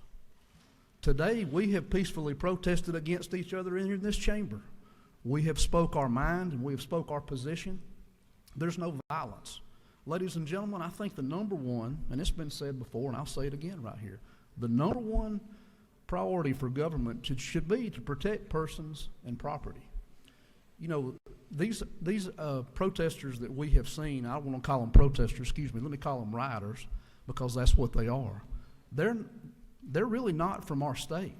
They're being paid to come in here to riot, to loot, to cause chaos and havoc in our communities. My district is fine. If we don't pass this legislation, my district is fine. Majority of your districts will be fine. But I'm thinking about some of those people that live in the impoverished, economically depressed areas that experience riot and looting and the turmoil and the fear that many of those residents had when they turned on the news, when they looked down their street and they saw their city burning. They saw a police force that wasn't doing anything about it. Ladies and gentlemen, we have to take steps in this house to protect people. And I think a lot of attention has been drawn away from the fact that this has to do with rioting, not peaceful protest. I will stand here, I will fight for people in the hall, I will fight for people in my district and your district to peacefully protest any day of the week. But make no mistake, gentlemen and gentlewomen here in this chamber, this is not about peaceful protesters. This is about rioting and sending a clear message that we want to protect everyone from every zip code, from every district, and we want to protect persons and property. And that's all I have to say about that, Mr. Speaker, and I'm going to yield the balance of my time to Whip Burchett.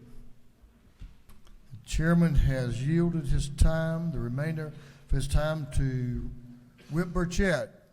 Representative Burchett is recognized to speak to the bill. Thank you, Mr. Speaker, and thank you, colleagues. Well, we're into the thick of it now, aren't we? This is what we're here for. This is what it's all about, the debate. I appreciate the colleagues on both sides of this issue, but I'm just here to clarify a few things and boil it down into plain language. This is about two policy perspectives here. Are you in favor of making riot a felony, and are you in favor of requiring that someone that is charged with a riot to sit before a Superior Court judge before they have bond? That's it. We're not changing the definition of riot. We're not adding a fray. We're not adding inciting a riot. though my colleagues have argued that, I believe that they're off base on the argument. The only thing we are changing is if you are charged and convicted with being a party to a riot, then it could be, you can serve, it'll be a felony, not a misdemeanor, and that's it. This business about inciting a riot, I would point you to the bill. Just look at the bill. I'll walk through it with you if you like. Section 1. The language on 14 through 15, that's the language that changes from misdemeanor to a felony. That's the only change there. Section 2, we're adding line 22, riot, to the crimes that you must sit before a Superior Court judge to receive a bond.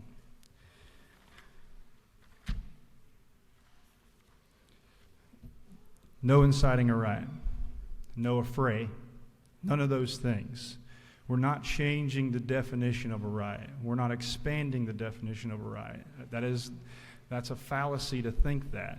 The argument that this could be an affray is unfounded, because in an affray, the element of doing a violent act in concert is not there. An affray is just an affray. It's a fight.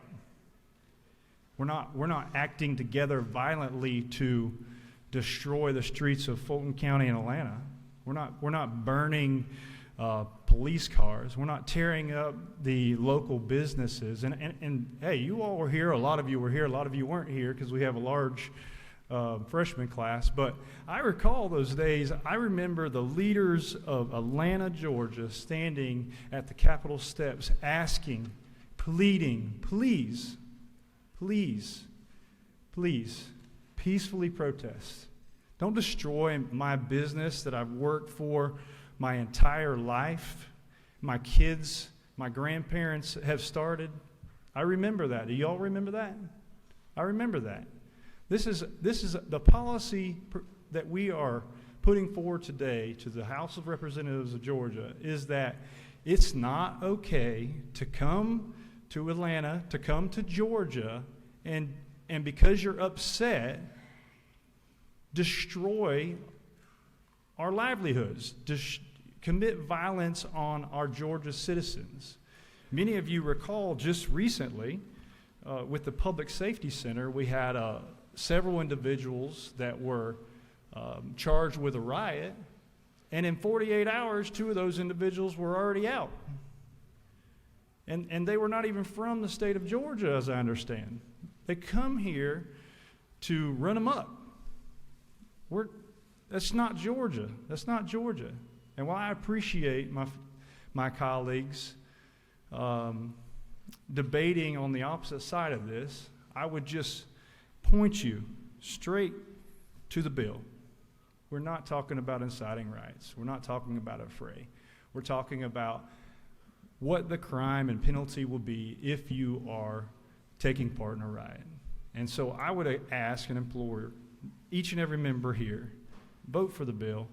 I know we're going to likely vote party lines, and that's fine. That's okay. I understand. But I'd appreciate if we could just work toward some common ground at some point on some of these issues that I think we need to be the leaders of in this state, and lead our districts back home and say, hey, we can work together. So I'm going to leave you all with that. I certainly appreciate the opportunity to speak to you. And listen, I appreciate serving with each and every one of you every day. So thank you for all of what you do. And please vote favorably for this bill. Thank you, Mr. Speaker. The gentleman has yielded the well.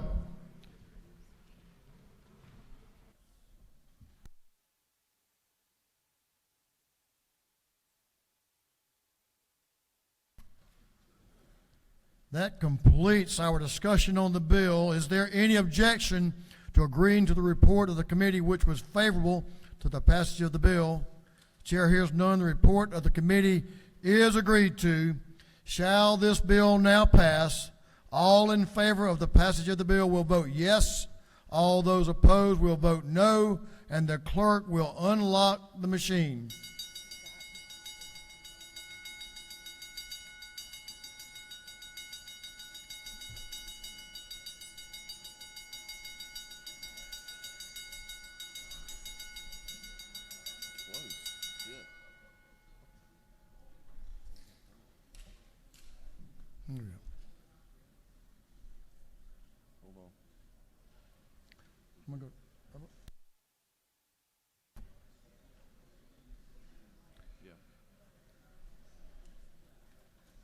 For what purpose does Representative Bruce rise?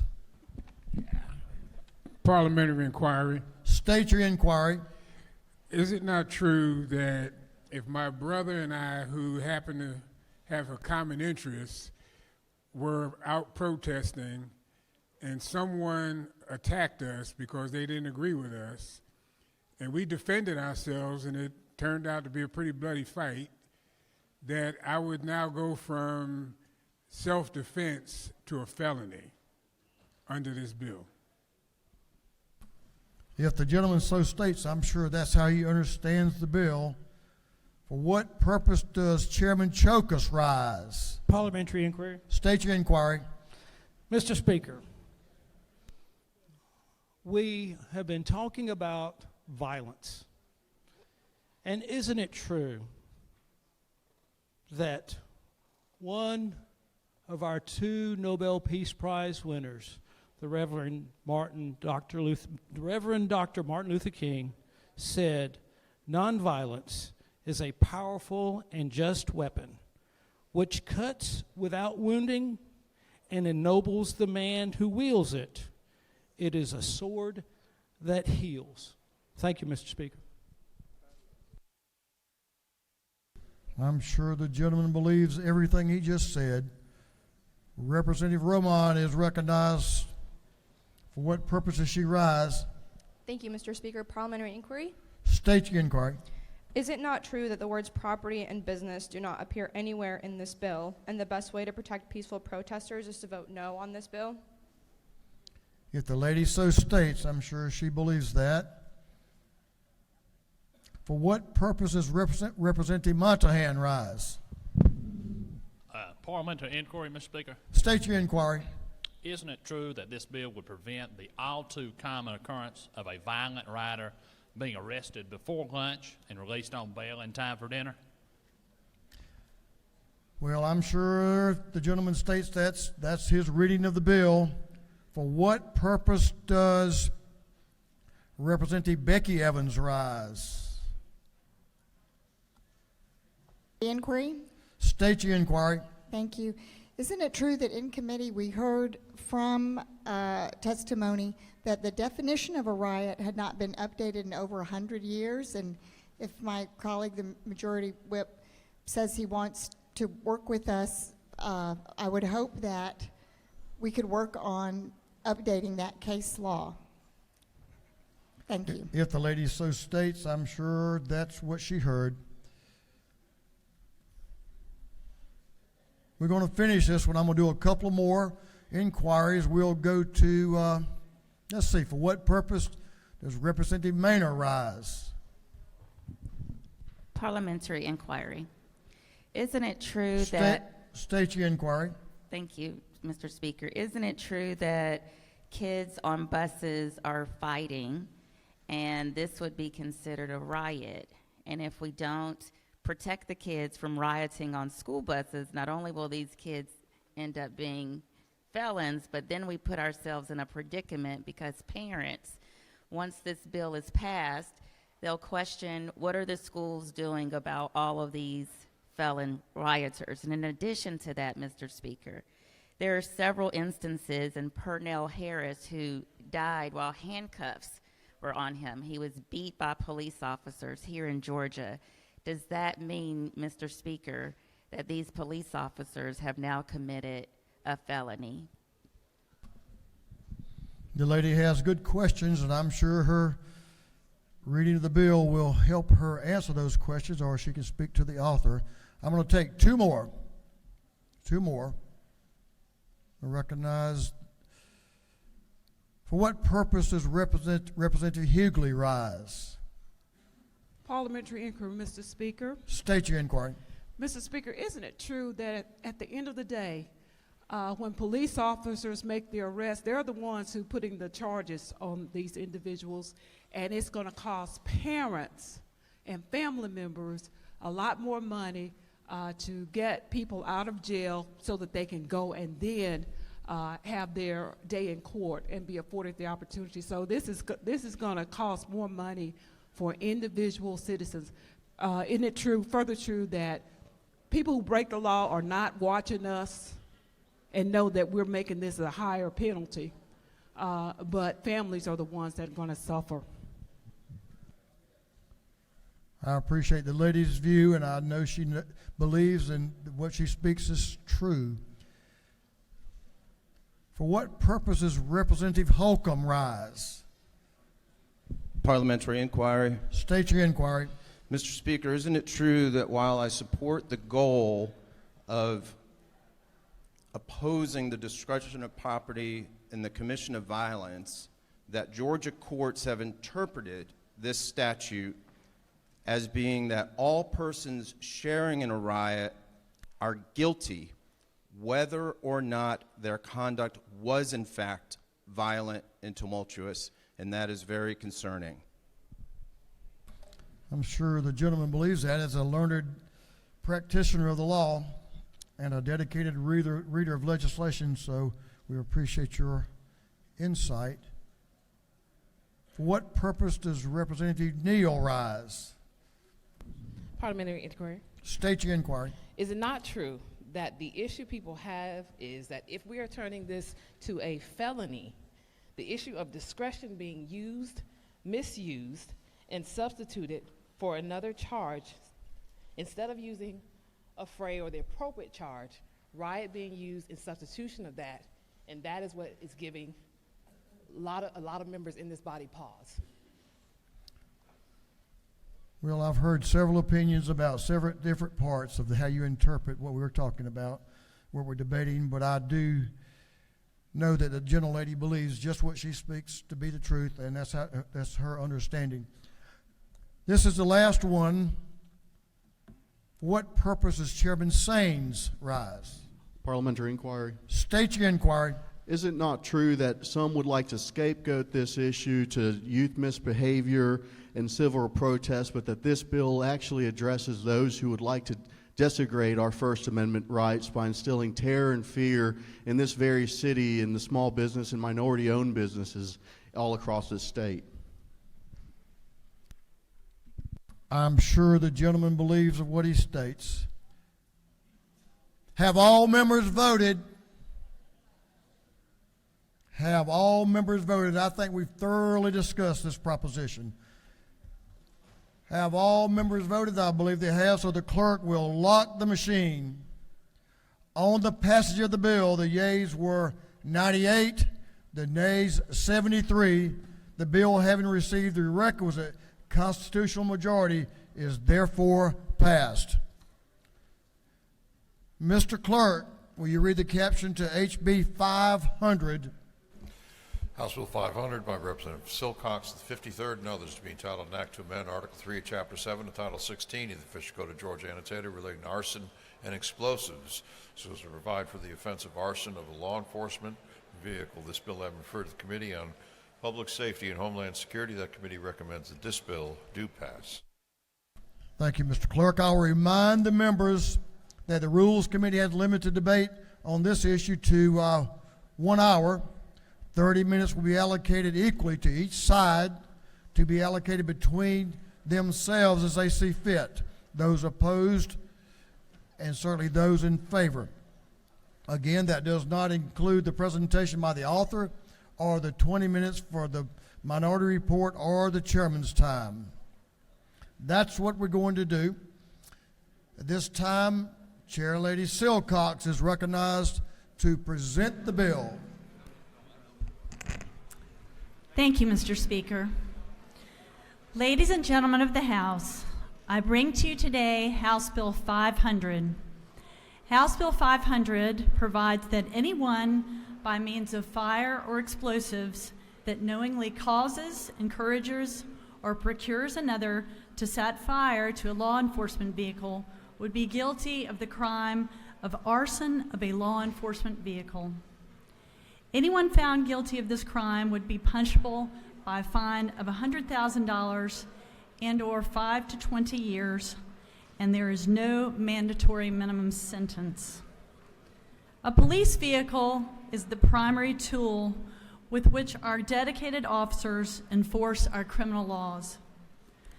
They are equipped with specialized equipment, often bringing the cost of these vehicles well over $100,000. These vehicles are paid for with our hard-earned taxpayer dollars, and given our computer chip shortage, are not easy to replace in these times. Moreover, there are many police departments in Georgia that do not have backup vehicles, or if they do, they are usually older with outdated equipment. That is the bill, Mr. Speaker, and I will yield for any questions. The lady has yielded for questions, and you do. You have one from Representative Jasmine Clark to your left. Representative Clark is recognized for a question. Thank you, Mr. Speaker. Does the gentlelady yield? I do. I'm curious, isn't arson already a crime in Georgia? Yes, it is. So what exactly is this bill doing that is not already done in the state of Georgia? Well, again, as I was trying to explain, Representative Clark, because these vehicles are increasingly hard to replace and are increasingly more expensive, I think it's important that we have a special crime for this, because this is taking a car that is our policeman's primary tool out of service. And many counties may only have 2 or 3 patrol cars at their disposal. And so you're not only just taking a car out of service, you're taking a tool that is protecting people, many, many people, out of service. Thank you. Thank you. Lady has another question, if you'll yield. Yes, sir, I will. The gentleman from the 172nd, Representative Chaz Cannon, has a question to your right. Thank you, Mr. Speaker. Do you yield? I do. Isn't it true that this bill will continue this body's mission to better protect the same law enforcement officers who protect us each and every day? Absolutely. Thank you so much. Is the lady yielding for another question? Of course. Representative McCullum is recognized for a question to your left, in the back. Oh, here you go. Does the gentlelady yield? I do. Isn't it true that if you come to our state and to cause trouble and you burn a public safety vehicle, that your stay might be longer with this bill and hinder our public safety to try to protect others? Yes. Thank you very much. Thank you. If there are no further questions, Mr. Speaker, I'll yield the will. You have a question, but you have discretion. You can do as you like. All right. You'll I'll take yield another again. question? Yes, sir. Well, it's about 20 or 30, but you can get started on them. We'll join you after lunch. Let's see. We'll recognize the lady from the 142nd, Representative Parrish, for a question. Thank you, Mr. Speaker. This is to your right. Will the gentlelady yield? I will. My seatmate. I was just wondering, how were you able to get a graphic of such vividness on the board? I've never seen that happen before. You know, that I wasn't aware of that. Okay. Thank you. Thank you. Thank you. Thank you, Mr. Speaker. To the lady's point, we do have visual displays from time to time, and that one is pretty vivid. So I'm going to recognize the lady from the 142nd, Representative Hughley, for a question to your left. Thank you, Mr. Speaker. Does the gentlelady yield? I do. Can you give us how often this crime that we're making a crime happen, how often do we have police cars being set on fire by arson in this state? How many happened last year? You know, I don't have those statistics, but I've seen plenty on the news. Thank you. I have 2 more questions. You do. If the lady in the wheel will yield to Representative Wilkerson to your left in the back of the room. Thank you, Mr. Speaker. Does the gentlelady yield? I do. Thank you. 2 quick questions. I am curious about this. Is a bicycle considered a vehicle in Georgia? Is a what? A bicycle considered a vehicle in Georgia? I believe it is. Yes. Okay. Under this bill, would that be considered arson of a vehicle and punishable by the same penalties if you blow up a bike? No, this is specifically a law enforcement vehicle. No, does the gentlelady further yield? I do. Bicycle cops, we have cops that ride bicycles. Yes. So in this case, it would be a police vehicle. Would this qualify as arson under that vehicle and suffer the same penalties? Technically, no. I don't know that you could burn up a bicycle. I can blow up a bicycle if you see a 12-year-old. I don't think it has any gas in it to be explosive. You have one more question, if you'll yield for one more. Certainly. Chairman Powell to your right. Chairman Allen Powell. Thank you, Mr. Speaker. Will the lady yield? I will. Under your bill, is it not true that when someone deliberately sets fire to a police vehicle, that's almost synonymous to attacking a police officer? I would agree. Further yield? Yes. Is it not also true that this sends a stronger message to have respect for those men and women that are out there enforcing the law to protect everybody, even those riders? Because Yes, when they try to burn a police vehicle, then they could also damage other people by doing that same, not only being disrespectful, but they could also put other people's lives in danger. Yes, sir. I thank you for the question. Thank you, ma'am. If there are no further questions, I'll yield the wheel. The lady has yielded the well. Chair will recognize Representative Kennard to speak to the bill. Representative Kennard, you have up to 30 minutes showing opposition to the bill, and then there are a few folks who want to speak in favor. But Representative Kennard is recognized. Thank you, Mr. Speaker. I come to speak to HB 500 today. To be clear, if someone torches a law enforcement vehicle, they have done something seriously wrong. They have committed a crime. It's inexcusable, and there should be consequences. If someone commits the act of arson to a law enforcement vehicle, they're dead wrong, they've committed a crime. It's inexcusable, and there should be consequences, and that's why I love HB 500. The first page. Lines 1 through 15, I'm in complete support of it. If it was just that, I would press the green button. But when I turn to page 2, I'm disheartened and I have issue because lines 16, 17, and 18, it says imprisonment for not less than 5 years. That establishes a mandatory minimum. That establishes a mandatory minimum. Mandatory minimum sentencing. Haven't we learned our lessons with this horrible policy before? We've all seen this movie. We know how it ends. I mean, this is draconian measures from the 1980s and 1990s. Horrible policy that many lawmakers that were involved in that in the 80s and 90s now regret and understand that it decimated communities and created mass incarceration. Policies from the 80s and the 90s. What's next? Are we going to bring back mullets and parachute pants? Listen, mullets were just a bad idea. I know that because I sported one for way too long. As a matter of fact, when I first started dating my wife Pam, for the first few days I was wearing a mullet, had been for years. After about a few days of our courtship, she finally said, you know what, I like you a lot. There's promise in this relationship. I'm hopeful, but the mullet has to go. And when I look back on pictures now, she was absolutely right. What was I thinking when I look at that picture?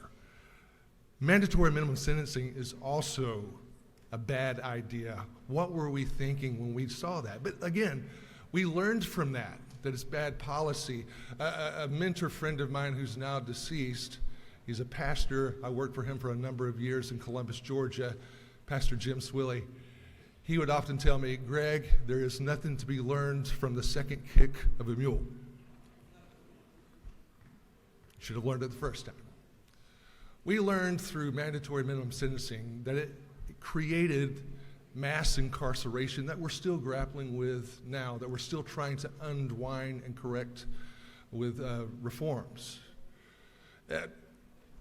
Mandatory minimum sentencing created mass incarceration at such a level in this country that we skyrocketed our incarcerated population to we top the world in the people who are incarcerated in our country.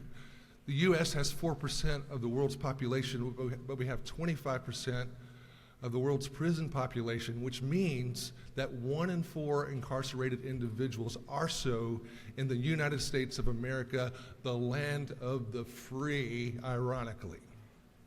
And guess what? Among all the 50 states in the U.S., the state that leads the nation in people who are incarcerated and or under criminal community supervision. Does anybody want to guess who the U.S. leader is? I'll give you a hint. It starts with a G. Georgia, Georgia, an old sweet song. I can't let Representative Dexter Sharper handle all the singing around here. But we are so punitive in this state, we lead the nation. We have more people on probation than any other state. We are 4 times the national average. We have so many criminal records in our GCIC system that the GCIC staff cannot keep up with its management. There are 10.7 million people in our state. There are 4.5 million individuals that have a criminal record. In 2018 is when I ran for office to be a part of this body. And I was very excited to come down here because it was on the heels of the Nathan Deal era of criminal justice reform, and I was such a fan that we were now going in the right direction on these matters.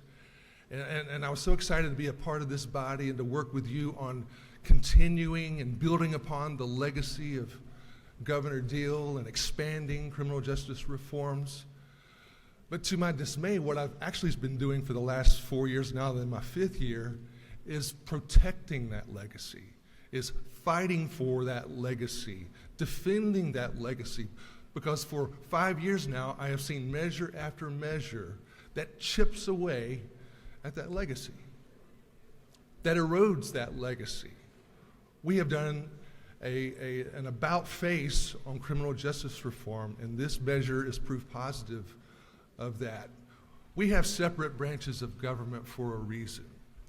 Our job as legislators is to make laws. So page 1 of this bill is our lane. We define what a crime is. But there's a separate branch that is supposed to mete out punishment and consequences, and that are our elected judges, the judiciary branch. They are to listen in court to the facts of the case, to consider the context, to parse out the details, to weigh all the evidence, the prosecution, the defense. And after all of that analysis, then they mete out a consequence or a sentence that fits the contour of that crime. Page 2 is the domain of the judiciary. We need to stay in our own lane. Let's make laws, but let's not try to handle sentencing in this body. Thank you for your time, and for these reasons, I cannot support this bill. I would like to, it has merits, but page 2 defeats that for me. Thank you, Mr. Speaker. I yield the well. The gentleman has yielded the well. We have some folks who want to speak in favor of the bill. Representative Daniel is recognized to speak to the bill. Representative Daniel.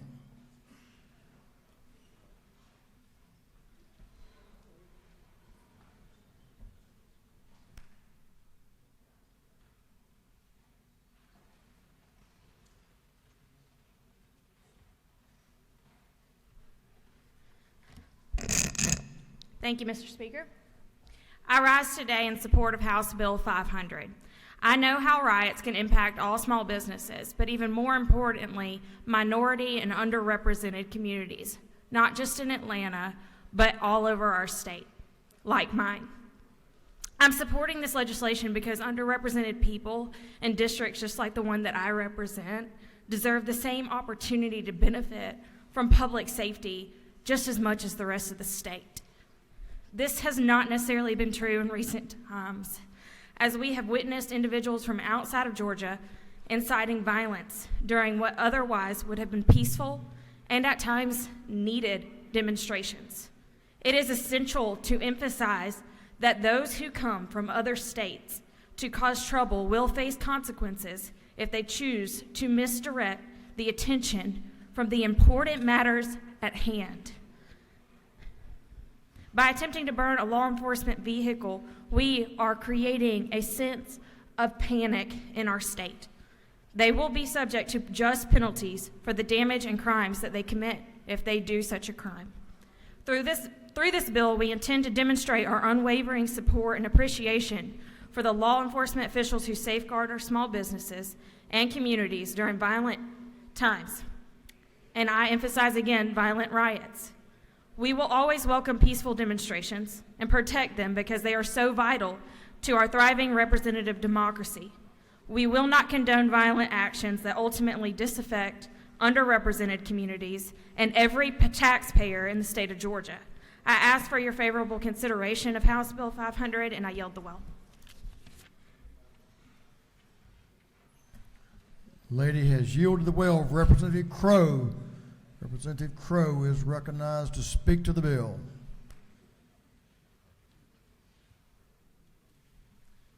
Thank you, Mr. Speaker. Ladies and gentlemen, I'll be fairly brief, hopefully. The day is long and lunchtime is near. I stand here to support House Bill 500. Many things have been said already, so I don't want to repeat a lot of what's been said. The one thing that I did want to point out, or a couple of things I wanted to point out, though, arson of a law enforcement vehicle is not just destructive, it's not just dangerous, but it's an assault on law and order itself. These men and women in law enforcement and the institutions of law enforcement agencies are out there to go out and enforce the laws that we pass in this very chamber. And they are our representatives that go out and actually enforce the laws that we make in this building. And when you burn one of the vehicles, it's an assault on law and order all across the state. And to Mr. Kennard's point, or Representative Kennard's point, I did want to address that real quick. I agree with you. I'm a fan of page 1 as well. Page 2, though, as far as a mandatory minimum, on line 17, it says that it shall be punished by a fine of not more than $100,000 or by imprisonment for not less than 5 years, nor more than 20 years, or both. So the judge doesn't have to sentence anybody to jail. They can simply issue a fine if the judge's discretion causes them to want to do that. So, but ladies and gentlemen, there are a lot of things that can be charged in multiple ways. This is a clear statement to those that want to come here and violate our law and damage our streets and damage our businesses and burn our police cars, that we are going to support law and order in this state, and we're going to support the men and women who go out and enforce that law and order and enforce the laws that we create in this chamber. Thank you. I yield the will. The gentleman has yielded the will. That's all of our speakers on this issue, so let's see, not quite all of them. But is there any objection to the previous question being ordered? The chair hears none. The previous question is ordered. So now we'll move on to chairman's time. We have 20 minutes allocated for chairman's time. Chairman Jay Collins is recognized to speak to the bill. Thank you, Mr. Speaker. Once again, I'm going to be brief with my comments. The fact we even have to stand here and talk about this is an issue within itself. But I want to submit to you here today, ladies and gentlemen, look at that photograph right there. And I challenge you, each and every time you see a peace officer driving a patrol car, more often than not, you'll see the windows are tinted. Imagine what happens when someone is attacking that car but doesn't know that there's somebody in custody in handcuffs in the back of that car. Think about that for a minute. Again, the number one priority for government is to protect persons and property. And ladies and gentlemen, you can't do that if you don't have a fleet of vehicles. We have seen what these paid protesters, paid rioters are doing throughout our country, throughout this state. The majority of these people are not our homegrown folks. They're people that are coming in here from other states, even other countries. And that's another issue we need to be debating sometime, maybe up a little higher above the pay grade than what we are here. But I submit to you, ladies and gentlemen, the fact that we have to discuss this is an issue within itself. And we need to send a clear and strong message that we're not going to tolerate this behavior here in the state of Georgia. That's all I have to say, Mr. Speaker. I gladly yield the chairman's time to my good friend, Houston Gaines. The gentleman has yielded the well. Representative Gaines is recognized to speak to the bill. Thank you, Mr. Speaker, and thank you, Mr. Chairman. I want to thank Chairman Silcox for her leadership on this bill and bringing this before the body.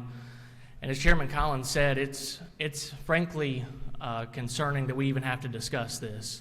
The pictures that we've seen, this didn't happen just a couple of years ago. You know, I think many of us in this room were hoping that when the defund the police movement happened, it was short-lived and wasn't something we'd continue to see year after year. But that sentiment is still around, and it's something we still have to address. And I think this legislation sends a very important signal that individuals who want to go after our law enforcement officers will be punished. They'll be put behind bars here in Georgia. We're going to hold criminals accountable. Those individuals are not welcome in our state who are trying to go after our law enforcement officers. And I just again want to thank Chairman Silcox for bringing this bill before us. Of course, we support peaceful protests in Georgia and have a long history of doing so. But individuals who go and put police cars on fire, and we saw that just a couple weeks ago in January. We had a front page of the Atlanta paper. We had a police car that was set on fire. It's an embarrassment to our state. That's why we need to put an end to it. And I believe this legislation is a strong signal that we will not welcome individuals who are going to put police cars on fires and riot in the streets and put individual lives in danger in Georgia. And so again, thank you, Chairman Silcox, for your leadership, Chairman Collins, and I'd ask for this body's favorable consideration of House Bill 500.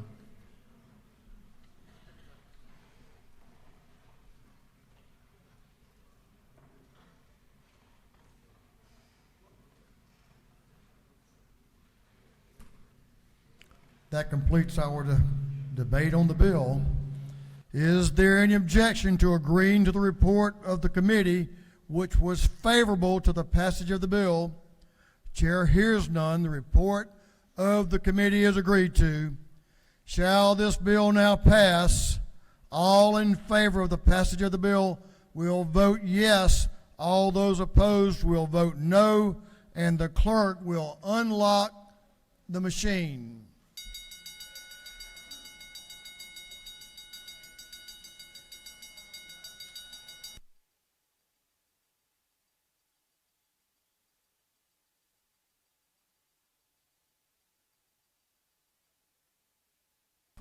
For what purpose does Representative Floor Leader McDonald rise? Parliamentary inquiry. State your inquiry. Isn't it true that I was a fireman for 27 years? If the gentleman so states, I'm sure that's accurate. Another parliamentary inquiry. State your inquiry. Isn't what we saw on the screen, it's bigger than just the vehicle. It's what's around the vehicle, those that live around the vehicle.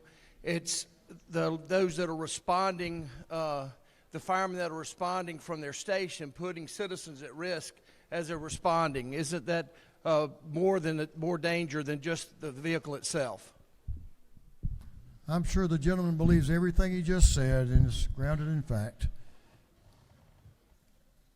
For what purpose does Representative Maynard rise? Thank you, Mr. Speaker. Parliamentary inquiry. State your inquiry. Is it not true that I do agree with the bill? The problem I have with the bill is that aggravated assault with intent to murder, rape, or rob, that minimum sentence is 1 year, and this sentence is a minimum of 5 years. And I do wish this body would look more closely into crimes against women. Is that not true? I'm sure the lady believes what she so speaks. For what purpose does Representative Holly rise? Parliamentary inquiry. State your inquiry. Mr. Speaker, is it not true that while many of us here appreciate and certainly can speak to the benefits of having a very strong law enforcement body in this state, we also understand that we have laws already on the books like felony criminal damage to property 16-7-23 OCGA that is already available to make sure that these penalties are addressed, but that we also further do appreciate from hearing from Republicans, our colleagues here, that they do not appreciate the expensive destruction of a capital, including Atlanta, as well as the nation's capital on January 6th. I'm sure the gentleman believes what he so speaks. He's kind of headed off in a different direction. So for what purpose does Representative Reese rise? Parliamentary inquiry, Mr. Speaker. State your inquiry. Mr. Speaker, isn't it true that the DA of Atlanta was able to find charges to charge the individuals that committed the horrific crime of the picture that we saw on the screen, and that this same DA would be in charge of applying this law if it was to pass, and that you would have to ask yourself, is this law even necessary if we found laws to charge them with from the initial crime that has been incited in this body by this picture that was on the screen? That's a good one. I think I know that the gentleman believes everything he just said, and I'm not sure what the DA charged, so I'll have to admit that. For what purpose does Representative Miller rise? Thank you, Mr. Speaker. Parliamentary inquiry. State your inquiry. Isn't it true, Mr. Speaker, that there was one police car from the city of Atlanta that has been burned? Just one. I'm sure the lady knows of what she speaks. Further inquiry, Mr. Speaker. State your inquiry. Mr. Speaker, isn't it true that we have the offenses already on our books of criminal damage to property, arson, domestic terrorism that would adequately cover the offense of burning a law enforcement vehicle? I'm sure the lady believes what she speaks, and I'm sure she has knowledge. For what purpose does Representative Okoye rise? Thank you, Mr. Speaker. You have a parliamentary inquiry in there, Representative? Yes, parliamentary inquiry, Mr. State Speaker. your inquiry. Mr. Speaker, isn't it true that for every action there is a reaction? I think that's true. And what I have seen today are bills against reactions and none for action.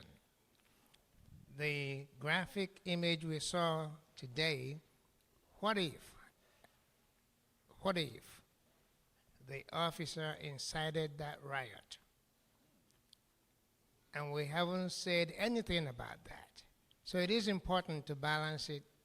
Let's also look at action as we look at reactions. Thank you, Mr. Speaker. Thank you for that parliamentary inquiry, Representative. I'm sure the gentleman believes and understands what he speaks to. We're going to do a couple more, and then we're going to close this machine.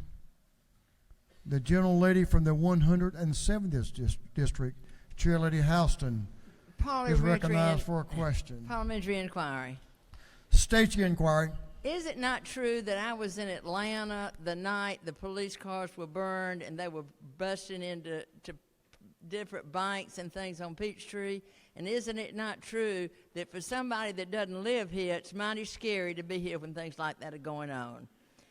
I'm sure the lady's speaking the truth. Isn't it not true that I don't know why people can't understand that Georgia people don't do this, and so don't come to Georgia if you're going to burn a police car or break into businesses. We don't want it. Thank you. I'm sure the lady feels very strongly of her statement. We're going to recognize one more, and I think she had a chance to speak, but she may have a question about her statement, so let's see. I'm going to recognize a lady from the 117th, Representative Daniel. For what purpose do you rise? Mr. Speaker, is it not true that these events disproportionately affect minority communities and that this bill would increase the punishments for people from outside of the state that seek to hijack peaceful protest, thus silencing those voices? I'm sure the lady has her facts and knows of what she speaks. I said I wasn't going to take any more, but I'm going to take one more. The lady from the 93rd, Representative Carter, is recognized for Oh, what purpose is the lady from the 93rd Rise? Parliamentary inquiry. State your inquiry. Is it not true that it's starting to sound like this bill is against the minority community? Is that not true? I don't think that's true. I haven't heard that. I've heard some very robust, appreciate the lady's comment, but I've heard very robust, respectful conversation as we've debated this bill, and I'll go ahead and say it right now. I do appreciate that from the membership. We've debated a couple bills here that strong feelings on, and y'all all are to be complimented on your conduct and how you discussed the bill. That completes our parliamentary inquiries, and we're going to, I think we have them all voted. It's have all members voted? Have all members voted? If so, the clerk will lock the machine. The yeas are 100 on the passage of the bill, and the nays are 69. This bill, having received the requisite constitutional majority, is therefore passed. We're going to take up a couple more bills before we break for lunch. A couple more bills. We're now going to ask the clerk to read the caption to HB 63.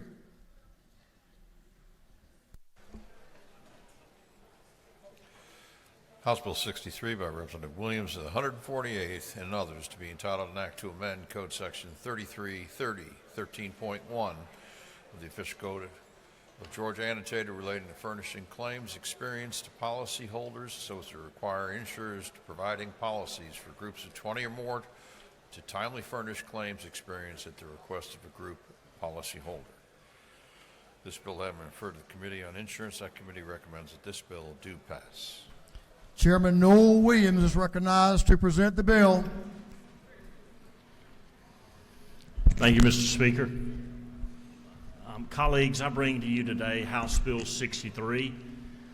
This bill would improve communications between insurance companies and their clients. When I'm speaking of insurance, I'm talking about group health insurance for 20 or more covered employees. 60 days out before their renewal, they will receive detailed claims experience along with their renewal. And this way, it'll make it clear to the employer group why the group could be changed, why the rates could be going up, or why the rates stay the same. And this, Mr. Speaker, is my bill. Right now, self-funded and level funding groups get claims experience for 3 or more covered lives. And we just think it would be fair and equitable for 20 or more fully insured lives that are covered under a group health plan receive claims experience to the insurance broker as well as to the group itself. You have no questions? Thank you, Mr. Speaker. Colleagues, I appreciate your support on this bill. The gentleman has yielded the well. Is there any objection to the previous question being ordered? The chair hears none. The previous question is ordered. Is there any objection to agreeing to the report of the committee, which was favorable to the passage of the bill? The chair hears none. The report of the committee is agreed to. Shall this bill now pass? All in favor of the passage of the bill will vote yes. All those opposed will vote no, and the clerk will unlock the machine.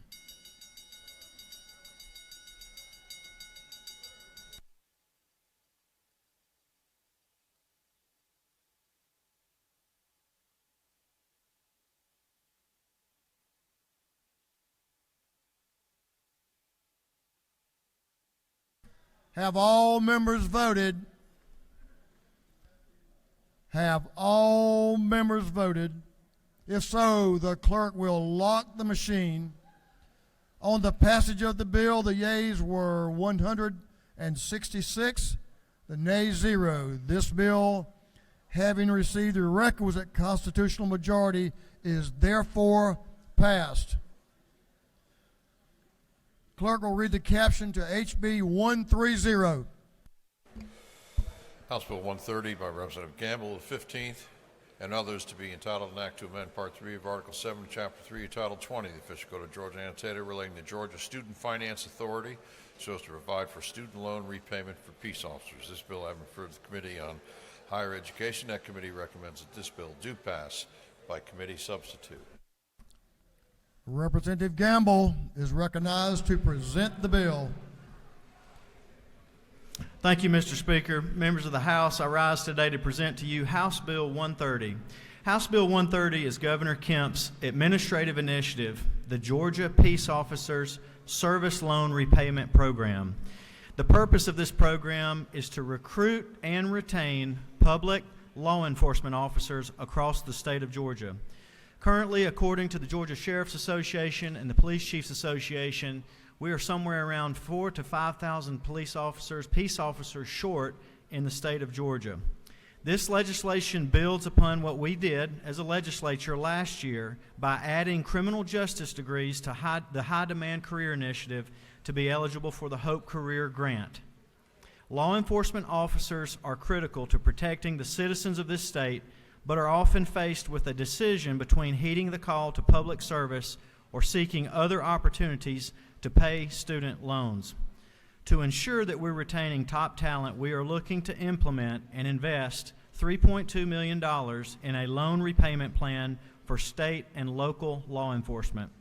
This plan funds up to 800 officers and will provide a loan repayment of up to $20,000 per officer in exchange for 5 years of service.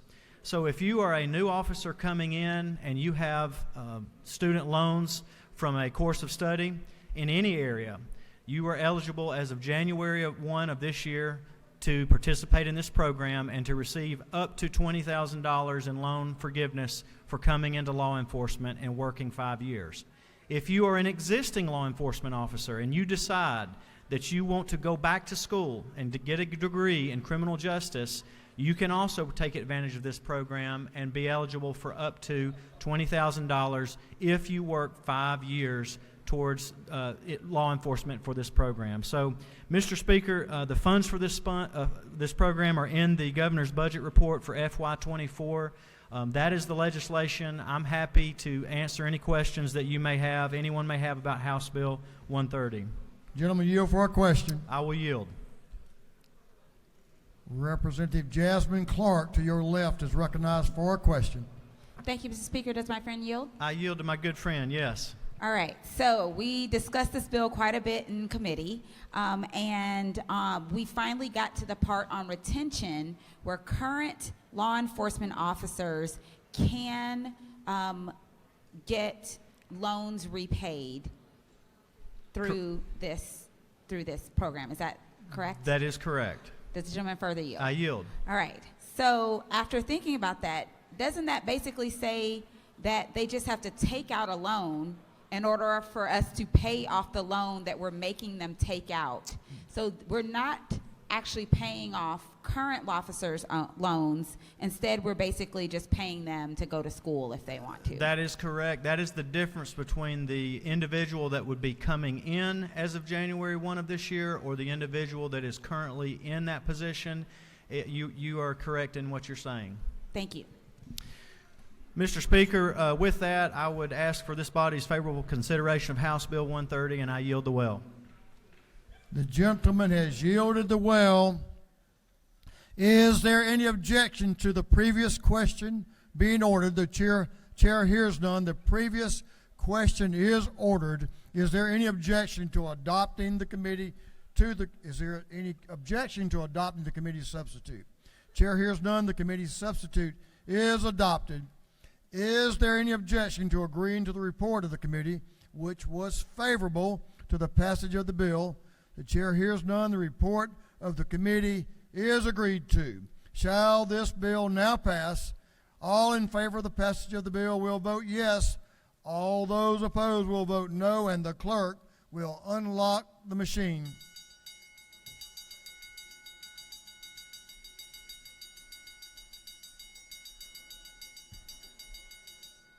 Have all members voted?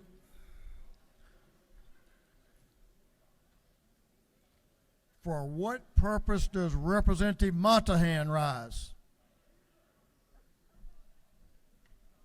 Speaker, parliamentary inquiry. State your inquiry. Is it not true that this was a priority of the Paulding County Sheriff's Office and that they believe it will increase retention and decrease turnover for their deputies? I'm sure the gentleman knows of what he speaks. He speaks to his sheriff in Paulding County regularly, I'm sure. Thank you, Mr. Speaker. For what purpose does Representative Moore rise?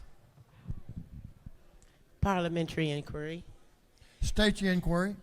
Is it not true that President Joe Biden made these funds available for the state of Georgia to be able to pay these people's loans off?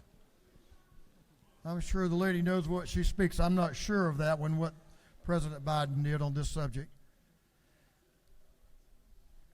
Well, we may get some clarity here.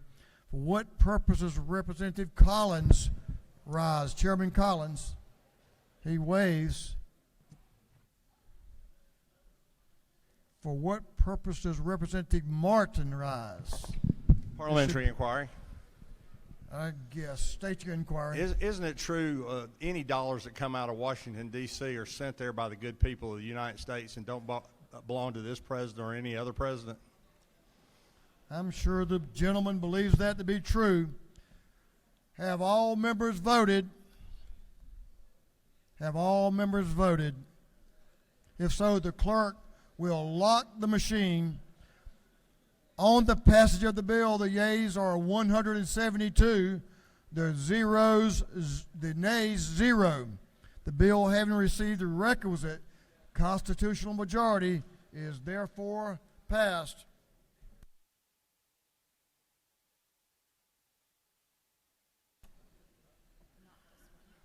We're going to do a couple of announcements that pertain to our arrangements during the lunch period here. So we're going to break for lunch here in a few minutes. So Chairman Corbett is recognized for an announcement. Chairman Corbett. Thank you, Mr. Speaker. The Rural Caucus will be, we have lunch over in the Ag Building upon adjournment. Augusta University is sponsoring. Everybody come join us at will. As a member, thank you.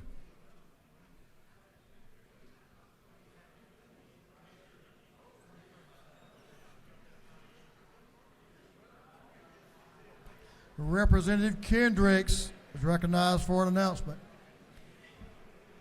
Thank you, Mr. Speaker. Colleagues, our Facebook training has been canceled, so even though there is a big flyer on your desk that says we're having a Facebook training, it has been canceled. We will reschedule it. So there is no speaker, there is no food. It has been canceled. Thank you.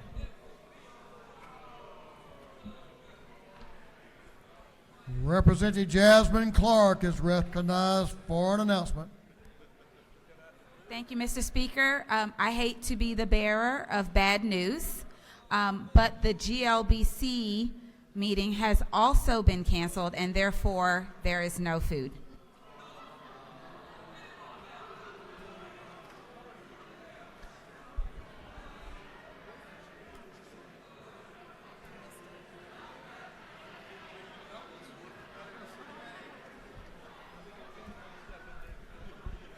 Well, I think you struck a nerve on that one, whatever you said. You struck a nerve. Okay, we have a lot of things to get done today, so here's our posture. 1:45 sharp. Be here and be ready to go to work. Go to work at 1:45. 1:45. We'll see you here at 1:45. So we will stand in recess until. Wait a minute. We have one announcement. This life or death. I think Representative Werkheiser needs to make an announcement. Thank you, Mr. Speaker. I'm sorry, but we didn't know our schedule. So just stay tuned for an email. Probably won't be at 3 o'clock, but somewhere plus or minus an hour of that in 5:06. Thank you. Too late.